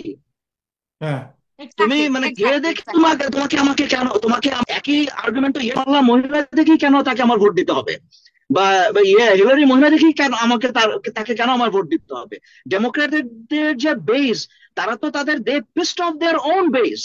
এবার যে অনেকগুলো ইস্যুতে, সেটা হতে পারে গাজা প্যালেস্টাইন, হতে পারে অনেকগুলো আপনার ধরেন অনেকগুলো ইস্যুতে ইকোনমি তারা আছে, নিজের ইমিগ্রেশন আছে। ইকোনমি আছে, হ্যাঁ, হ্যাঁ, অনেক ওইটা কিছু। ওটা ছিল না, প্রশ্নটা ওটা ছিল না, সরি আমি একটু এক্স্যাক্টলি, না মানে না, এখানে ওইটা মানে ওইটা প্রশ্নটা ছিল যে উনি নাদিয়া ওই ওই ইসলামকে প্রাইম নারীবাদের মিনিস্টার। প্রসঙ্গে আমি আসছি, ওই হ্যাঁ হ্যাঁ হ্যাঁ। নারীবাদের প্রসঙ্গে আমি আসছি। তো নাস্তিক ওই হিসেবে, যে প্রগ্রেসিভ হিসাবে, হ্যাঁ, যেই এক্সট্রিম যেই ব্যাপারগুলো আছে, মি টু মুভমেন্ট, সেইগুলো যে ওয়াইন্ড ডাউন হইতেছে, ওক মবের বিরুদ্ধে যেই এই ট্রাম্পের বিজয়টা, সাফায়েত এবং নাদিয়া আপনারা দুজনেই দেখবেন যে এটা একটা আপনার ওক মবের বিরুদ্ধে, যেই ওকিজমের বিরুদ্ধে একটা স্টেটমেন্ট আপনি বলতে পারেন। কারণ ওক যেটা, এটা it's falling off the cliff হয়ে গেছে। যে আপনি হ্যাঁ, you are liberal progressive, that is fine, but আপনি যদি এক্সট্রিম লেফটে চলে যান, then it doesn't make any sense. Like সবকিছুকে আপনি যখন 3 বছরের বাচ্চাকে আপনি বলবেন যে ট্রান্সজেন্ডার, সে তার মানে তার লিঙ্গ পরিচয় সে নিজে নিতে পারবে, most of the people will freak out যে কিভাবে একটা 3 বছরের বাচ্চা, 4 বছরের বাচ্চা তার অ্যাবসলিউটলি, মানে এই 100%, করতে পারে। তো তারা 100%, ওইটার 100%। বিরুদ্ধেই করছে। আমি ওই প্রশ্নটাই জানতে চাইছি যে ইউ আর লাইক, আপনি একজন বাংলাদেশের অনলাইনে এরকম একজন, তো আপনি দেখতেছেন যে এই জিনিসগুলো আসলে এখন trending down, right? You saw that 100%, like. 100%। এইটা এইটা রাশেদ কি, আমি আমি কি এটার একটু উত্তর দিয়ে আর আমি রাশেদের কাছে হ্যাঁ, এটা আসছি। বলেন। সেটা হচ্ছে কি, আমি যে কোনো দিকেই আপনি যান, যে যে কোনো এক্সট্রিম দিকে আপনি যান, সেটার অ্যান্টি, মানে থিসিস থাকলে অ্যান্টিথেসিস থাকবে, যেটা হেগেল বলেছিলেন, তাই না? তো এখন আপনি একটা এক্সট্রিম এন্ডের এগেনস্টে আরেকটা এক্সট্রিম এন্ড, ধরেন মেয়েদের উপরে যে সাবজুগেশন চলেছে সেটা আপনি হুম। স্বীকার করেন না করেন, আপনি বলেন যে মেয়েদের কোথায়, মেয়েরা সাবজুগেটেড, মেয়েরা সব জায়গা থেকে গেইনার, একটা না, ডিভোর্স হচ্ছে আমরা সেই স্বীকার ডিভোর্স। করি, আমরা স্বীকার করি তারা সাবজুকেটেড হয়েছে, মানে শতাব্দীর পর শতাব্দী। হুম। হ্যাঁ, তো তো সে কারণে ধরেন এখন যেই যেই কোয়াট আনকোয়াট রাডিক্যাল ফেমিনিজম বলে যেই ফ্র্যাকশনটা তৈরি হয়েছে, যেখানে ধরেন মিসান্ড্রির মতো জায়গা তৈরি হয়ে গেছে, হুম। সেটা হুম। একটা এক্সট্রিম এক্সট্রিম লৈঙ্গিক আধিপত্যবাদের বিরুদ্ধে একটা এক্সট্রিম রেসপন্স। আমি কোনো অবস্থাতে এটা সাবস্ক্রাইব করি না। জি। এবং ধরেন পুরুষতান্ত্রিকতা বলতেই যে পুরুষ বিদ্বেষ, এটা আসলে যারা জানে না তারা এভাবে চিন্তা করে, এবং সেই চিন্তাটা আমি পুরুষতান্ত্রিকতা বলে কিছু না, এটা পিতৃতান্ত্রিকতা। এবং এখন ধরেন পিতৃতান্ত্রিকতা শব্দটা আমি ব্যবহার করতে চাই না, কারণ আমি বলতে চাই যে পিতৃতান্ত্রিকতার বিরুদ্ধে যদি মাতৃতান্ত্রিকতা থাকে, তাহলে কি সব সাবজুগেশন বন্ধ হয়ে যাবে? Not necessary. আজকে বাবা মায়ের মতো, এখন বাবা ক্ষমতা আছে, আগামীকালকে মায়ের হাতে ক্ষমতা থাকবে, মা তখন বাবা যেভাবে অত্যাচারটা করেছিলেন এতদিন, তো সেই অত্যাচারে যদি অত্যাচার করে থাকেন আর কি, সেই অত্যাচারটা মা করে থাকবেন। মাতৃতান্ত্রিক মানেই যে সব সুজলা সুফলা শস্য শ্যামলা সেরকম কোনো বিষয় না।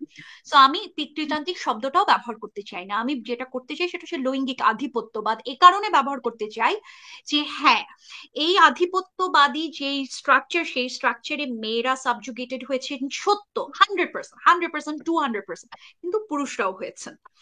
দায়িত্ব ভাগ করার যে বিষয়, ধরেন একটা 22-23 বছরের বা 18 বছরের একটা ছেলে, সেই ছেলেটার উপর যে দায়িত্বটা থাকে যে একটা কমপ্লিট ফ্যামিলির দায়িত্ব নিতে হবে, সে চাক না চাক।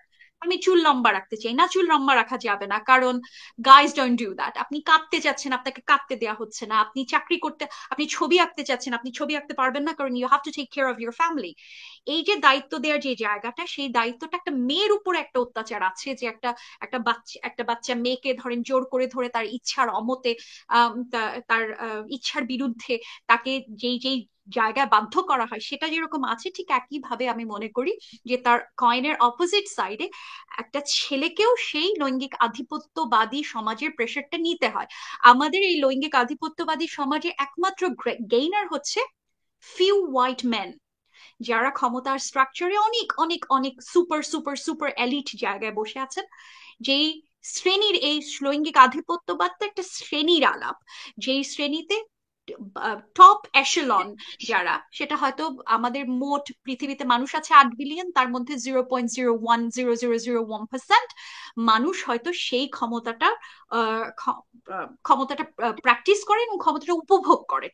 আর বাকি আমরা যারা আছি, তারা প্রত্যেকেই এই জায়গায় টু সাম এক্সটেন্ট আমরা লুজার, সেটা আপনি পুরুষ হন আর আপনি নারী হন। সুতরাং আমি এই কারণে পিতৃতন্ত্র শব্দটা ব্যবহার করতে চাই না, আমি লৈঙ্গিক আধিপত্যবাদ ব্যবহার করতে চাই। এবং আপনি যেই নারীবাদের কথা বললেন, এটা যে কোনো লাইনেরই, পুরুষতান্ত্রিকতা ধরেন অ্যান্ড্রু টেইটের মতো যেই যেই যেই জায়গাগুলি সুপার আলট্রা, আপনি আলফা মেইলের যেই জায়গাগুলি পুরুষদের উপর ইম্পোজ করে দেওয়ার যে স্ট্রাকচার, ঠিক আছে, এটা কাউন্টার রাজনীতি, প্রতিক্রিয়াশীলতার রাজনীতি। আপনি আমাকে একটা চড় মারছেন, আমি বলবো আমি কি মারতে পারি না নাকি, আমি আপনাকে 2টা চড় মারলাম। বিষয়টা একদম কনস্ট্যান্টলি, আমি যে জিনিসটা বলছি, আমি ভার্সেস অপর, আমরা সারাক্ষণ চিন্তা করি আপনাকে ছাড়া। আমি তো একটা নারীবাদী মানুষ, আমি এরকম প্রচুর নারীবাদীদেরকে চিনি যারা বলবে আমি কি কাজ পারি না, পুরুষ যে কাজটা পারে। টু বি ভেরি অনেস্ট, আপনি আমাকে জিজ্ঞেস করেন, আমি আমার গাড়ির টায়ার পাল্টাইতে পারি, উইন্টার টায়ার পাল্টাইতে পারি, আমার কোথাও কোনো সমস্যা নেই। আমার বাসায় বয়লার নষ্ট হয়ে যাচ্ছে, সেটাও আমি ঠিক করতে পারি, আমার ভাতও আমি রান্না করতে পারি। কিন্তু এটা আমার সক্ষমতা বলতে পারেন, বা আমি এটা করতে পারি, আহ তার অর্থ এই না যে আমার আপনাকে আসলে দরকার নাই। আমি যেইভাবে দেখি সেটা হচ্ছে যে ধরেন আমি আমার যে চা, আমি 1 কাপ চা খাচ্ছি, সেই চায়ের পেছনে আপনার আমার এখানে যে কজন মানুষ আছেন প্রত্যেকের ভূমিকা আছে। কেউ কাপটা আবিষ্কার করেছেন, কেউ চা বানানোর পদ্ধতি আবিষ্কার করেছেন আজকে থেকে 2000 বছর আগে, কেউ আমার জন্য পানির কল আবিষ্কার করেছেন, কেউ প্যাকেট করেছেন, মার্কেটিং, একগাদা মানুষ এখানে ইনভলভ ছিল। সো আমি কাউকে আসলে আলাদাভাবে দেখি না। আমি বলি না যে আমি এই কাজটা করতে পারি, বা আপনিও হয়তো 500 কাজ করতে পারেন। আপনি 500 কাজ করতে পারেন, আপনার মেয়ের দরকার নাই, কোনো নারীর দরকার নাই, অমুকের দরকার নাই, তমুকের দরকার নাই, because your you are so powerful, আপনি একজন পুরুষ, আপনি সব কাজ করতে পারেন। আমি এই জায়গা থেকে দেখি না, এবং আমি এই কারণে ধরেন নারীবাদ শুধু না, বামপন্থীদেরও এরকম বেশ কিছু জায়গা আছে যারা মনে করেন যে ও আমরাই সব বুঝি, তোমরা কেউ কিছু বোঝো না। বা ইসলামপন্থীদেরও একটা একটা ফ্র্যাকশন আছে যারা বলে যে আমরা শ্রেষ্ঠ, তোমরা সব দুধ ভাত। এই জাতীয় টেন্ডেন্সির বা এই জাতীয় রাজনীতির আমি বিরোধিতা করি, সেটা নারীবাদ হোক আর যেই বাদ হোক। I okay. Hope I answered your না, কোয়েশ্চেন। আপনি খুব সুন্দর বলছেন যে এটা একটা backlash, basically that's what I get from you, but আমি এটা শুনে খুশি হলাম যে you are seeing the same trend basically. So আমরা শেষের দিকে চলে আসছি।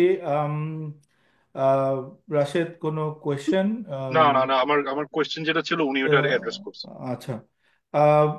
আমরা যেই ব্যাপারগুলা আম, আমাদের দর্শকদের উদ্দেশ্যে, নাদিয়া ইসলাম, আপনি যদি কিছু বলতে চান এটা যদি বলেন, তারপর আমরা শেষ করে দেবো আজকে show। মির্জা রাশেদ সাফাত, সবাইকে অসংখ্য ধন্যবাদ আমাকে এখানে ডাকার জন্য। আম, আমি সবাইকে একটু জায়গায় বলবো যে আমরা যদি নিজেদের আহ, ঘৃণার জায়গাটা, আমাদের ঘৃণা করা খুব সহজ। আহ, অন্যকে বোঝার দায় হয়তো আমাদের থাকে না, আমরা নিজেরাই নিজেদেরকে বুঝতে পারি না, অন্যদেরকে কিভাবে বুঝবো, বোঝার দায় যদি নাও থাকে, ঘৃণা করা খুব সহজ কাজ। আমরা ধরেন একজনকে বুঝছি না বলে ঘৃণা করে ফেললাম, এই জায়গাটা যদি আমরা একটু একটু সচেতন ভাবে চিন্তা করি, এবং আমরা একটু যদি ভাবি যে আপনি এবং আমি, আমরা প্রত্যেকে মিলে আমরা এই এই পৃথিবীতে আছি বা এই সোসাইটিতে বিলং করি। এখন আপনি ধর্ম মানেন, আমি মানি না, আপনি আহ আহ, আপনি আওয়ামী লীগ করেন, আমি বিএনপি করি, সেটা যেটাই হোক, আমাদের যদি এতদূর বোঝাপড়ার জায়গাটা থাকে যে আমরা সবাই মিলে এই জায়গায় আছি, এবং আমরা কোথাও কেউ কোথাও কোনো চলে যাচ্ছি না, বা আপনি আহ, উম, এই এই এই সোসাইটিতে আমাদেরকে সবাইকে একসাথে থাকতে হবে, দেন একটু চিন্তা চিন্তা করে স্টেপ ফেলা, যেই স্টেপটা